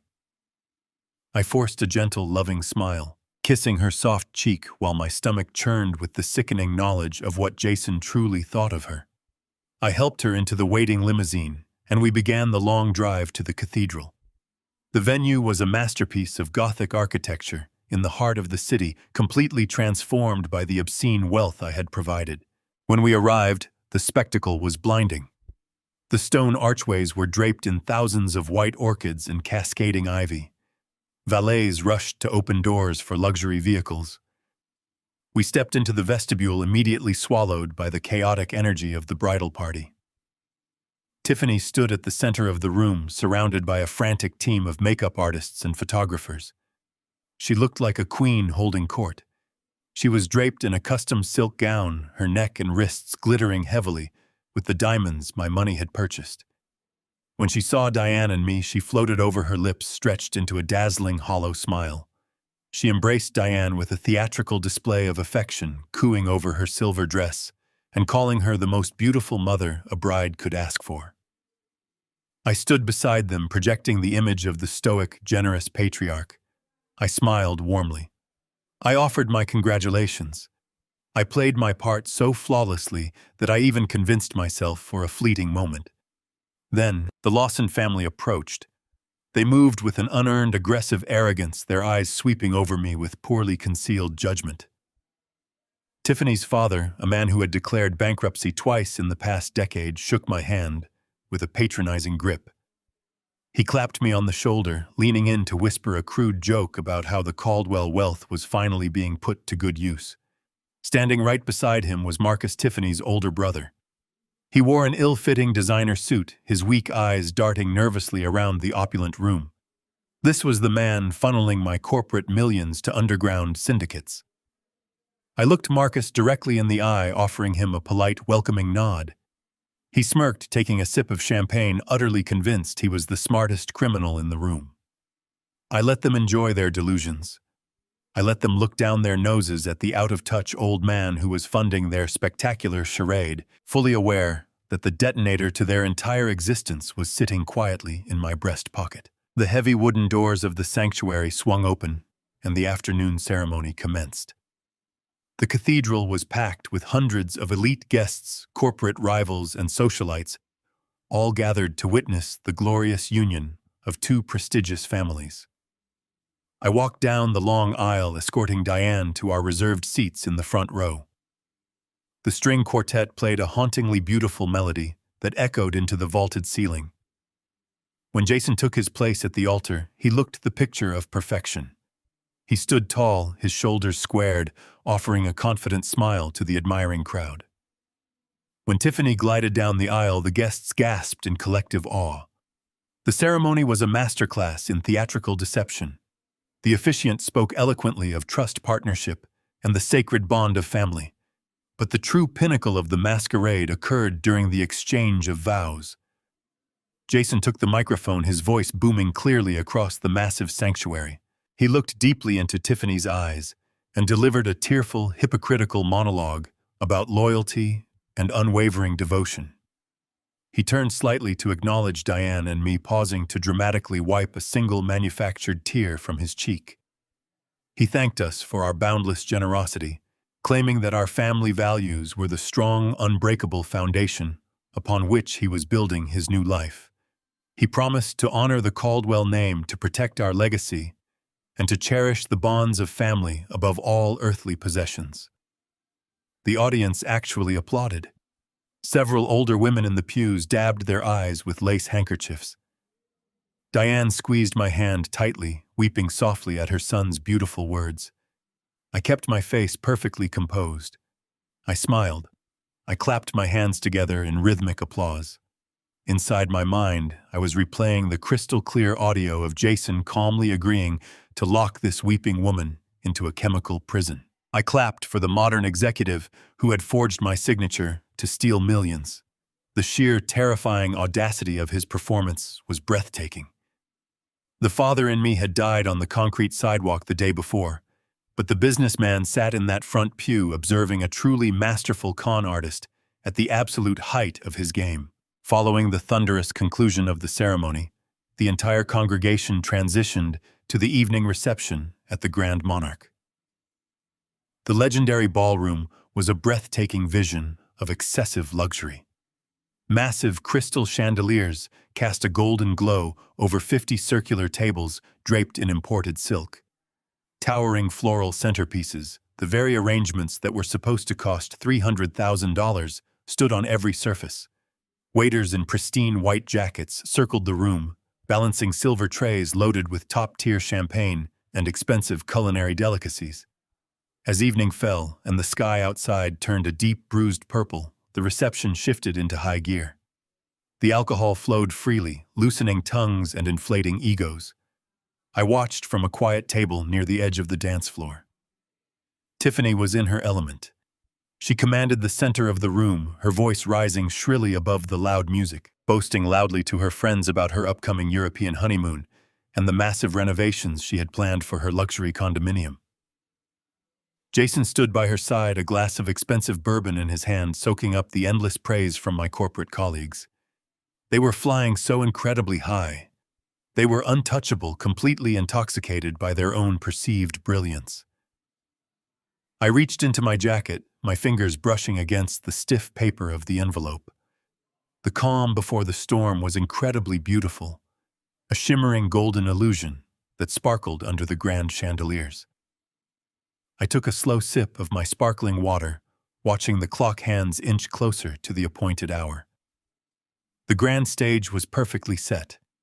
The audience was seated. The opening scene of their absolute destruction was about to begin. The waiters moved with synchronized precision, placing plates of seared filet mignon and butter-poached lobster before the seated guests. The clinking of heavy silver flatware against imported porcelain filled the cavernous space, blending with the low hum of lively conversations. I sat beside my wife at the main table, positioned adjacent to the raised bridal dais.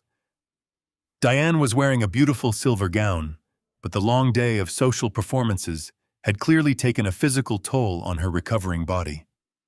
The lingering neurological effects of her recent stroke always manifested when she was completely exhausted.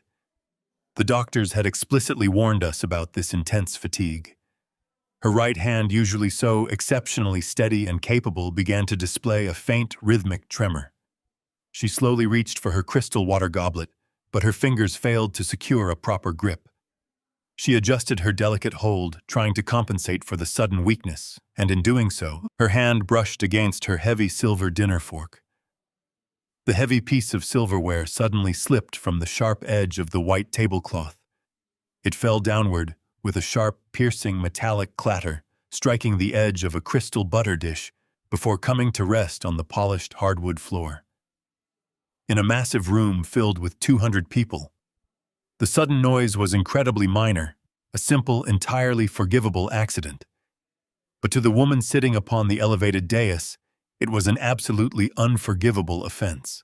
Tiffany sharply snapped her head toward our table. The copious amounts of vintage champagne she had consumed throughout the afternoon had completely dissolved the incredibly thin veneer of her manufactured sweetness. The glittering bride vanished in a single instant, rapidly replaced by the vicious, calculating predator I had secretly seen standing over our garbage disposal.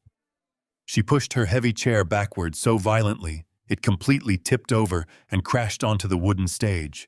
She aggressively marched down the 3 carpeted steps of the elevated dais, her silk train dragging heavily behind her. She did not pause to kindly ask if Diane was all right. She did not offer a polite smile to smoothly cover over the minor disruption. She stood directly over my frail wife, her face completely contorted into a mask of absolute unvarnished rage. Diane nervously looked up, her eyes wide with sudden innocent confusion, stammering a remarkably quiet apology for accidentally dropping the fork. Tiffany did not accept the sincere apology. She quickly raised her right hand, the hand currently adorned with the diamond engagement ring my corporate capital had exclusively financed, and viciously struck my wife across the face. The horrific slap echoed loudly through the Grand Monarch ballroom with the sharp force of a cracking whip. It was a vicious, open-handed blow that violently snapped Diane's fragile head to the side and left a bright red mark blooming vividly across her pale cheek. Tiffany aggressively stood over her, pointing a trembling, furious finger directly toward the grand exit doors. "Get out!" she loudly screamed, her shrill, piercing voice aggressively tearing through the soft, ambient music. "Get out of my reception, you clumsy, pathetic old woman. You are completely ruining my absolutely perfect day." The entire ballroom instantly went completely, terrifyingly dead silent. The hired string quartet stopped playing mid-measure, their wooden bows permanently freezing over their polished instruments. The low hum of friendly conversation evaporated instantly, swiftly replaced by a thick, incredibly suffocating tension. Hundreds of elite guests, wealthy corporate executives, and highly influential socialites stared forward in absolute unadulterated shock. I slowly looked away from my weeping wife and carefully cast my cold gaze directly toward the nearby Lawson family table. Tiffany's bankrupt father casually leaned back in his comfortable chair, smoothly swirling the expensive amber liquid in his crystal glass, a distinct, incredibly satisfied smirk actively playing across his thin lips. Marcus, the degenerate offshore gambler currently drowning in massive illicit debts, confidently crossed his arms and offered a low, deeply mocking chuckle.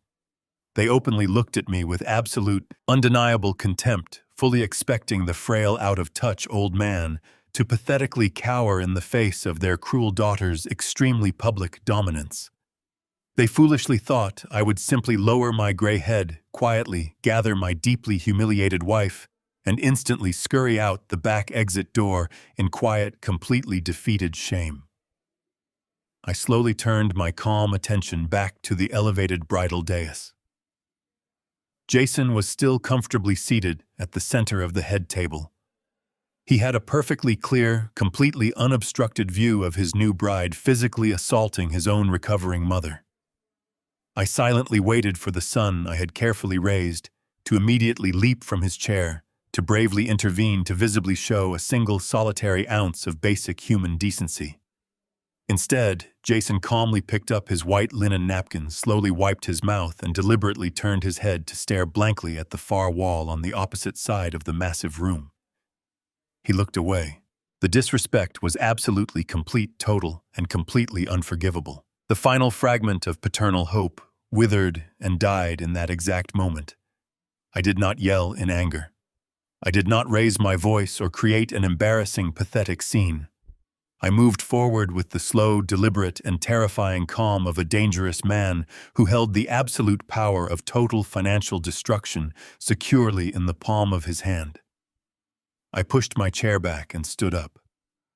I stepped carefully around the circular table and gently knelt beside Diane. She was violently trembling, holding a shaking hand directly to her reddened cheek, tears spilling quietly down her beautiful, devastated face. I gently took her cold hands in mine carefully, helping her slowly to her feet. I tenderly wiped a single tear from her soft cheek with my thumb, leaned forward, and pressed a soft, incredibly lingering kiss against her warm forehead. I quietly told her that I loved her significantly more than life itself, and I softly asked her to please be brave for just a few more brief minutes. I turned away from my wife and began to walk. I did not walk toward the exit. I walked directly toward the raised stage where the wedding band stood frozen in shock. Every eye in the cavernous ballroom silently followed my steady path. My purposeful footsteps were steady, unhurried, and absolutely resolute.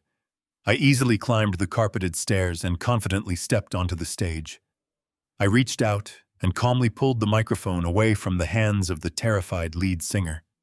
I turned around to completely face the vast, unmoving sea of silent guests.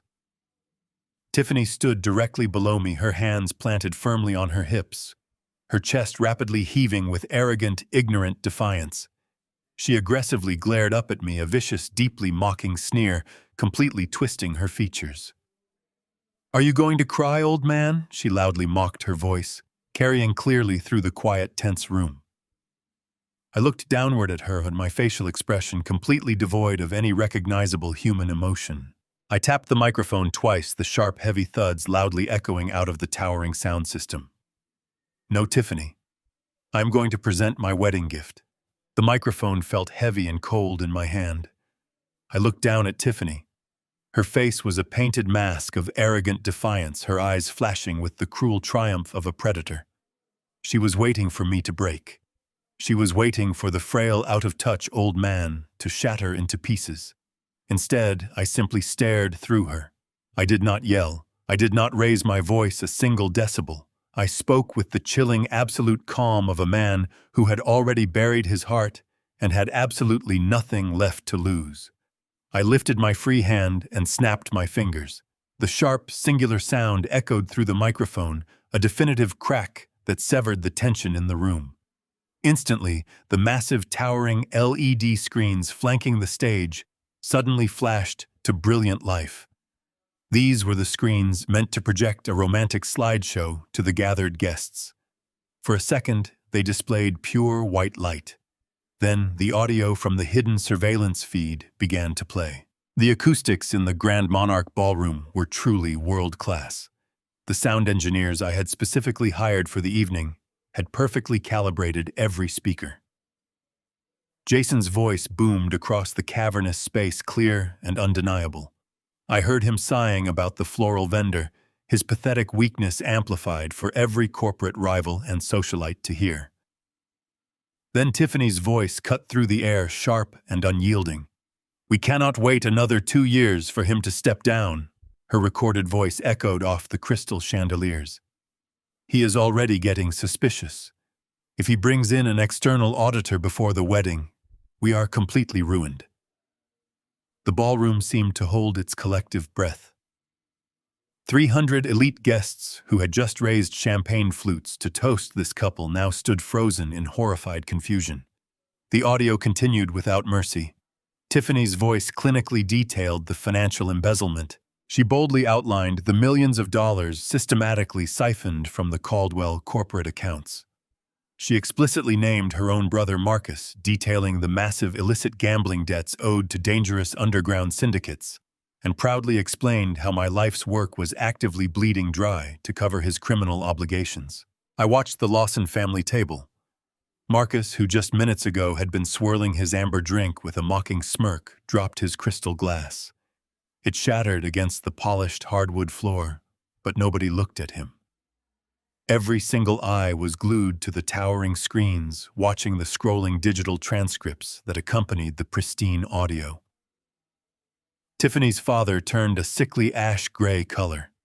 The arrogant, patronizing patriarch suddenly looked like a terrified, trapped animal. Murmurs began to ripple through the crowd, a rising tide of shocked whispers and outraged gasps. Corporate board members, men who had trusted Jason with sensitive financial portfolios, exchanged horrified, disgusted glances. But the public execution was just beginning. I stood perfectly still on the stage, watching the absolute destruction of their meticulously crafted facade. The digital track seamlessly shifted to the second recording. The betrayal was devastating, but the next revelation was an act of pure, unforgivable evil. "Once the wedding is over, we initiate the medical takeover," Tiffany's recorded voice declared, echoing with chilling clarity across the silent, captivated audience. The room grew so quiet, I could hear the faint rustle of silk gowns. The audio laid bare the darkest, most depraved corners of their conspiracy. The guests listened in mounting visceral horror as Tiffany coldly calculated the exploitation of Diane's recent stroke. They heard her propose hiring a discreet medical consultant to fabricate a case for an emergency conservatorship. They heard the callous, sociopathic discussion tone of my advancing age and the immense psychological stress they planned to weaponize against me. Then came the ultimate, unforgivable climax of the recording. "We move her into a specialized care facility," Tiffany's voice instructed, devoid of any human empathy. "A state-run nursing home. She will be heavily medicated, kept perfectly comfortable, and entirely out of our way. As for your father, we transition him into a secure assisted living wing. The main estate becomes ours." The reaction from the crowd was instantaneous and devastating. Several older women gasped out loud, covering their mouths in pure shock. Disgusted groans and angry murmurs erupted from the corporate tables. I looked down at Jason. The confident, handsome groom had completely vanished. He was pale, sweating profusely, his eyes darting frantically around the room as he realized the inescapable magnitude of his public exposure. He looked like a man standing on the tracks, staring blindly into the blinding lights of an oncoming freight train.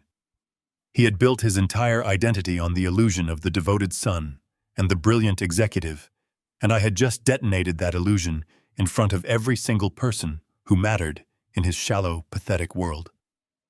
He finally looked up at me, his face twisted in a mixture of terror and pleading desperation. He quietly mouthed the word "Dad," but the sound was completely swallowed by the rising, chaotic noise of the outraged guests. I offered him absolutely nothing in return. No pity, no anger, just a cold, hollow stare. Below the stage, Tiffany finally snapped out of her paralyzed shock. The flawless, radiant bride was completely unraveling. Her carefully constructed mask of high society elegance melted away, revealing the terrified, vicious fraud underneath. Her face flushed a dark, angry crimson. She wildly looked around the room, seeing the disgust and utter contempt radiating from her wealthy friends and affluent peers. She desperately turned toward the sound booth located at the back of the ballroom. "Cut the feed," she violently screamed, her shrill, desperate voice cracking under the immense strain. "Cut the feed right now! Turn it off! You turn it off!"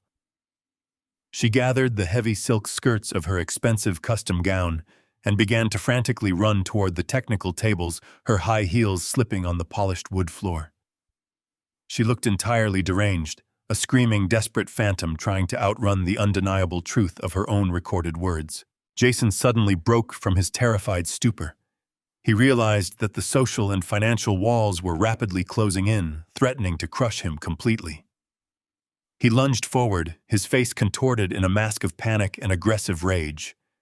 He charged toward the carpeted steps of the stage, intent on physically ripping the microphone from my hands, desperate to stop the bleeding, to somehow control the catastrophic damage. He took 2 fast, heavy steps toward me. I did not step back. I never flinched. I calmly raised my left hand. In perfect synchronized unison, a solid, impenetrable wall of my private security detail materialized from the shadows of the ballroom. 6 heavily built men in dark suits stepped seamlessly in front of the stage, instantly blocking Jason's aggressive path. He violently collided with the chest of my lead security chief, bouncing backward like a broken toy. The guards did not move an inch. They stood like silent stone sentinels, completely cutting my son off from the elevated platform. I gripped the microphone tightly, my voice slicing through the chaotic screaming frenzy of the ruined wedding reception. "I am not finished," I declared. The sharp reverberation of my voice through the sound system temporarily froze the chaotic room. But the stunned silence was rapidly shattered by the Lawson family. Tiffany's father, his face flushed an ugly shade of violet from the alcohol, and the sudden exposure aggressively pushed his way through the bewildered crowd. He marched toward the stage, wildly waving his arms and shouting at the top of his lungs. He loudly accused me of suffering a mental breakdown, screaming that I was ruining a beautiful event out of petty jealousy. He demanded that the band start playing again, and ordered the guests to sit down and ignore the ravings of a sick old man. His desperate bluster was incredibly transparent, the frantic thrashing of a man who suddenly realized his golden ticket was rapidly evaporating. The other members of their immediate family began to loudly echo his hollow sentiments, creating a shrill chorus of manufactured outrage. They were frantically trying to regain control of the narrative, attempting to drown out the undeniable truth that had just echoed off the chandeliers. But Marcus Lawson was not content to simply shout from the crowded floor. The degenerate gambler, emboldened by liquid courage and the foolish assumption that his underground connections made him untouchable, aggressively charged the stage. He moved with a reckless, violent energy, completely ignoring the sheer size of the security personnel blocking his path. He shoved his finger directly toward my face, his voice dripping with a lethal, venomous threat. He told me to step down immediately, growling that I had absolutely no idea who I was dealing with, or the dangerous people he could call to handle a senile liability like me. He threatened my physical safety in a room filled with 300 witnesses, entirely convinced that his quiet intimidation tactics would successfully break my resolve. I looked down at the pathetic, sweating criminal, completely unbothered by his hollow aggression. I did not flinch, and my security detail simply tightened their impenetrable formation, their hands resting casually near their holstered weapons. I let Marcus finish his pathetic tirade, allowing his violent threats to hang in the tense, electrified air of the ballroom. He was foolishly demanding respect in a building where he possessed absolutely no power. I calmly shifted my gaze away from the shouting gambler and looked directly toward the heavy velvet curtains waiting in the darkened wings of the stage. I offered a single, almost imperceptible nod. The curtains smoothly parted, and Arthur Sterling, the impeccably dressed general manager of the Grand Monarch, stepped out onto the polished wood. He was flanked by the head of hotel security and 2 senior floor managers. Arthur walked with the crisp, absolute authority of a man executing a flawless corporate directive. He moved directly to my side, his silver hair catching the stage lights. Marcus scoffed loudly, arrogantly, demanding that the manager remove me from the premises for disrupting a private paid event. Arthur did not even acknowledge the criminal sweating profusely at the base of the stage. He simply reached out, and I calmly handed him the heavy microphone. Arthur tapped the metal grate once, clearing his throat to command the absolute attention of every horrified guest remaining in the cavernous ballroom. "Ladies and gentlemen," Arthur began, his professional resonant voice booming through the state-of-the-art sound system. "I apologize for this unprecedented interruption. However, I have been given a direct, non-negotiable executive order regarding the immediate status of this private reception." Marcus yelled again, demanding to know who could order the cancellation of a fully funded wedding. Arthur looked directly down at the sweating gambler, his expression completely devoid of professional warmth. "The actual owner of the Grand Monarch Hotel, Mr. Richard Caldwell, has ordered all services terminated immediately," Arthur declared, his voice echoing like a thunderclap across the silent, breathless room. "This event is officially over, and you are legally required to vacate the premises." The collective gasp from the crowd was a physical wave of pure, unadulterated shock. Jason physically stumbled backward as if he had been shot. Tiffany's father opened his mouth to shout, but absolutely no sound came out. They had booked the most exclusive, expensive venue in the city of Chicago, completely unaware that it was merely another highly profitable subsidiary cleverly buried deep within my vast corporate portfolio. They had gleefully spent my money inside my own building, actively plotting my demise under my roof. The staggering realization of my true reach and silent power slammed into them with the crushing force of a concrete wall. I did not need to shout to establish dominance. I owned the very ground they were standing on. Arthur smoothly raised his hand, signaling the technical control booth located at the back of the massive room. Instantly, the breathtaking crystal chandeliers that illuminated the golden space went completely dark. The romantic ambient uplighting lining the silk-draped walls was abruptly extinguished. The entire ballroom was suddenly plunged into harsh shadows lit only by the cold emergency service lights. A sharp, collective murmur of panic rippled through the hundreds of elite guests. Then, the true humiliation began. Dozens of highly trained waiters and catering staff in crisp white jackets silently flooded the dark floor. Moving with ruthless military precision, they actively pulled the expensive gold-rimmed porcelain plates of seared filet mignon and butter-poached lobster directly out from under the seated guests.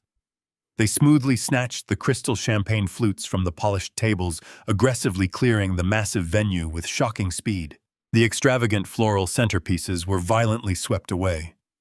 The illusion of royalty was being methodically dismantled piece by piece. Tiffany stood in the center of the dark, chaotic dance floor, completely surrounded by the rapid dismantling of her perfect stolen dream. The beautiful silk gown she wore suddenly looked like a cheap, tragic costume. Her knees physically buckled under the immense weight of her total, inescapable ruin. She slowly collapsed onto the polished hardwood, the heavy layers of white fabric pooling around her trembling body.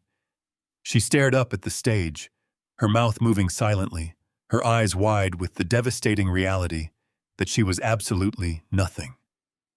She had tried to steal an empire from a man who owned the entire kingdom.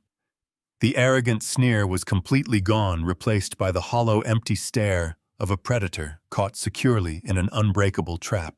The elite guests were already fleeing the room, desperately rushing toward the exit doors to avoid the toxic fallout of the Caldwell family collapse. Jason remained frozen near the head table, staring blankly at the dark, empty tables, entirely unable to process the absolute terrifying speed of his destruction. The silence of the ruined reception was suddenly broken. It started as a faint, distant wail echoing through the cool night air outside the heavy doors. It rapidly grew louder, sharper, and undeniably closer. The piercing howl of multiple police sirens began to aggressively surround the perimeter of the Grand Monarch. Mitchell Bradley had executed his final directive perfectly.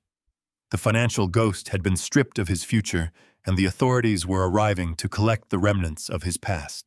The heavy brass-studded double doors of the Grand Monarch Ballroom did not simply open. They were violently thrust apart with a resounding crash that echoed over the wailing sirens outside. The frantic fleeing guests, who had been desperately crowding the vestibule, were abruptly shoved aside. A highly coordinated squad of plainclothes detectives from the Chicago Police Department Financial Crimes Unit swarmed into the darkened, cavernous space. Their silver badges caught the harsh, rotating flashes of red and blue light that bled through the massive cathedral windows from the street below. They moved with absolute terrifying purpose, completely ignoring the scattered remnants of the luxurious reception and the panicked whispers of the remaining high society elites. At the front of the tactical wedge walked Victor Cole. My forensic accountant looked entirely out of place in a tuxedo, his usual grim professional demeanor replaced by the sharp, focused energy of a hunter who had finally cornered his prey. Victor did not even glance in my direction. He did not need to. We had spent the entire night meticulously preparing this exact moment. He simply raised his thick index finger and pointed directly toward the elevated stage where my son stood perfectly frozen in abject terror. The lead detective, a tall man with a stern, deeply weathered face, marched aggressively past the overturned chairs and abandoned crystal champagne flutes. He stepped onto the wooden platform, his eyes locked firmly onto Jason. Two other detectives simultaneously flanked the Lawson family table, moving with swift, undeniable authority. Marcus Lawson, the arrogant degenerate who had boldly threatened my life just moments prior, finally realized the lethal gravity of his situation. He drunkenly attempted to push his heavy chair backward and sprint toward the kitchen service corridors, but his pathetic escape was instantly thwarted. A large, heavily built officer violently slammed Marcus face first onto the polished hardwood floor. The sickening thud of his skull hitting the wood was immediately followed by the sharp, unmistakable clicking of metal handcuffs locking securely around his wrists. The lead detective standing before Jason did not raise his voice, but his authoritative tone sliced through the dead, suffocating silence of the ballroom. Jason Caldwell, he stated, his words carrying the absolute weight of the law. You are under arrest for multiple counts of aggravated wire fraud, grand larceny, and corporate embezzlement, totaling $3.5 million. You have the right to remain silent. The crisp silver handcuffs were swiftly produced. The metallic ratcheting sound echoed incredibly loudly as they were forcefully tightened around the wrists of the brilliant executive who had foolishly forged my signature. Jason physically buckled. The confident, arrogant groom who had delivered a hypocritical speech about family values just a few hours ago completely vanished, replaced by a terrified, hyperventilating child. His face drained of all color, transforming into a sickly, translucent white. He frantically twisted his head, his wide, panicked eyes desperately searching the dark room, until they finally locked onto my calm, unmoving figure. "Dad," he choked out, his voice cracking into a pathetic, high-pitched sob. "Dad, please. You have to stop them. Tell them it is a massive misunderstanding. Tell them it was just an internal corporate transfer. Please, Dad. I am your son. I am your only son." He desperately strained against the strong grip of the detectives, leaning his entire body weight toward me shamelessly, begging for the exact same paternal protection he had so maliciously weaponized against me.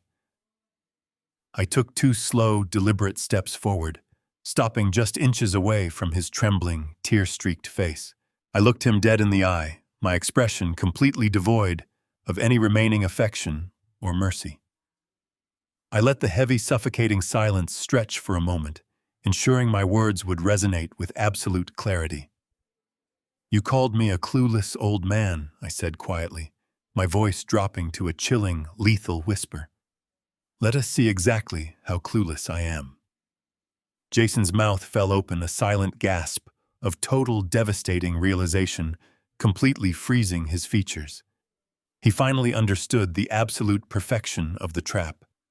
He recognized that I had not only discovered his miserable crimes, but I had masterfully orchestrated his public crucifixion. The detectives did not offer him a single second to process his utter ruin. They aggressively spun him around and marched him forcefully toward the grand exit. Tiffany let out a piercing, guttural wail. It was a horrific, animalistic scream that completely shattered the quiet ballroom. She remained kneeling on the cold floor, her heavy silk gown pooling around her like a discarded shroud, violently sobbing as she watched her perfect, expensive illusion violently torn apart. The remaining elite guests, the corporate rivals, and the influential socialites did not look away. Instead, a sea of glowing cellular phone screens instantly illuminated the darkness. Hundreds of camera lenses recorded the glorious, highly anticipated wedding, transforming into a spectacular, deeply humiliating perpetrator walk. Jason stumbled through the gauntlet of flashing cameras, his head bowed in absolute disgrace, permanently branded a pathetic criminal in front of the exact high society audience he had desperately sought to impress. His total social ruin was being globally broadcast in real time. I stood in the center of the dark, ruined reception, listening to the heavy doors slam shut behind my disgraced son. The deafening police sirens outside eventually faded into the cool night air, carrying away the shattered remains of his pathetic existence. Tiffany was still curled on the floor, weeping hysterically into her hands, completely abandoned by her wealthy friends and her arrested brother. I slowly walked over to her trembling figure. I reached into my tailored jacket and smoothly extracted the thick manila envelope Mitchell Bradley had drafted. I dropped it heavily onto her lap. The heavy paper landed against the white silk of her ruined wedding gown with a soft, definitive thud. She flinched as if I had physically struck her, her tear-stained face snapping upward to meet my gaze. Her eyes were completely bloodshot, overflowing with a toxic mixture of absolute terror and profound, inescapable despair. She opened her mouth desperately, trying to formulate a coherent sentence. Perhaps another hollow apology or a pathetic, whining justification for her monstrous behavior. But the overwhelming gravity of her shattered reality choked the words right out of her throat. I did not offer her a single ounce of comfort. I simply stared down at the trembling woman who had meticulously plotted to lock my innocent wife away in a chemical prison. I allowed the heavy, suffocating silence of the dark ballroom to fully envelop her, forcing her to deeply internalize the magnificent scale of her own catastrophic failure. She had arrogantly believed that she was the brilliant, untouchable mastermind of this entire operation. She had foolishly assumed that the Caldwell corporate empire was simply hers for the taking, completely ignoring the fact that a kingdom is always fiercely protected by its king. The thick manila envelope resting on her lap contained the absolute termination of her luxurious lifestyle, the legally binding eviction from her stunning penthouse, and the undeniable proof that she was officially nothing more than a destitute, disgraced criminal. She slowly reached out with trembling, perfectly manicured fingers, absolutely terrified of the unforgiving documents hidden inside. I turned my back on her and walked away into the shadows. The invisible guillotine had finally dropped, entirely decapitating her fraudulent life, but the final blow is yet to be delivered. "Open it, Tiffany," I said, my voice echoing in the dead silence of the dark ballroom. "Open your wedding gift." She stared at the thick manila envelope resting on the ruined silk of her bridal gown. Her perfectly manicured hands were shaking violently as she peeled back the metal clasp. She pulled out the crisp white documents, her eyes frantically darting across the heavy black ink. I watched the final shreds of her arrogant delusion completely evaporate into the cold air. "Those are Jason's official corporate termination papers," I explained smoothly, ensuring every remaining guest and crouching family member heard the absolute finality in my tone. Effective immediately for catastrophic fiduciary breach and gross embezzlement. The second document is a legally binding freeze order on every single corporate credit card and joint financial account associated with your names. You currently have absolutely zero access to my liquid capital. Tiffany let out a ragged, suffocating gasp, clutching the papers as if they were physically burning her hands. And the final document, I continued, my voice entirely devoid of pity, is a strict 24-hour eviction notice. The luxury Lincoln Park condominium you so arrogantly redecorated is a corporate asset. You have until tomorrow evening to remove your personal belongings before my private security detail physically removes you from the premises. She looked up at me, her face completely shattered. They were left with absolutely nothing. No generational wealth, no lavish penthouse, no corporate prestige, and no future. The millions they had so callously calculated, the empire they had eagerly plotted to steal, had been completely ripped away in a matter of seconds. I did not wait for her pathetic tears or her desperate, meaningless apologies. The public execution was over. The surgical removal of a toxic infection was finally complete. I turned my back on the weeping bride and the stunned remnants of the Lawson family. I walked across the dark dance floor, my footsteps steady and resolute, until I reached my wife. Diane was standing quietly near the exit, her eyes shining with a profound mixture of lingering sorrow and deep, incredible relief. I gently took her arm, pulling her close to my side. Together we walked out of the Grand Monarch Ballroom, leaving the shattered, ruined fragments of their pathetic conspiracy behind us in the dark. We stepped out into the crisp, refreshing Chicago night air, and for the first time in months, I felt an overwhelming, undeniable sense of absolute peace. 6 months have passed since that spectacular night. The justice system operated with the exact ruthless efficiency I had paid Mitchell Bradley to ensure. Jason is currently serving a 5-year sentence in a federal penitentiary for aggravated wire fraud and corporate embezzlement. The arrogant executive who forged my signature now wears a standard-issue uniform, permanently stripped of his unearned power. Tiffany's wealthy friends abandoned her the moment the financial well ran dry. Without my corporate capital to fund her extravagant lifestyle, she was quickly evicted and now lives in a cheap, rundown motel on the city outskirts, desperately trying to cling to the fading memories of her brief moment of stolen glory. As for the Caldwell empire, it is stronger than ever. I promoted a fiercely loyal non-family executive to run the daily corporate operations, a brilliant woman who earned her position through decades of hard work and absolute integrity rather than an accident of blood. I stepped down from the heavy mantle of leadership. Today, Diane and I are spending our remaining years traveling the world.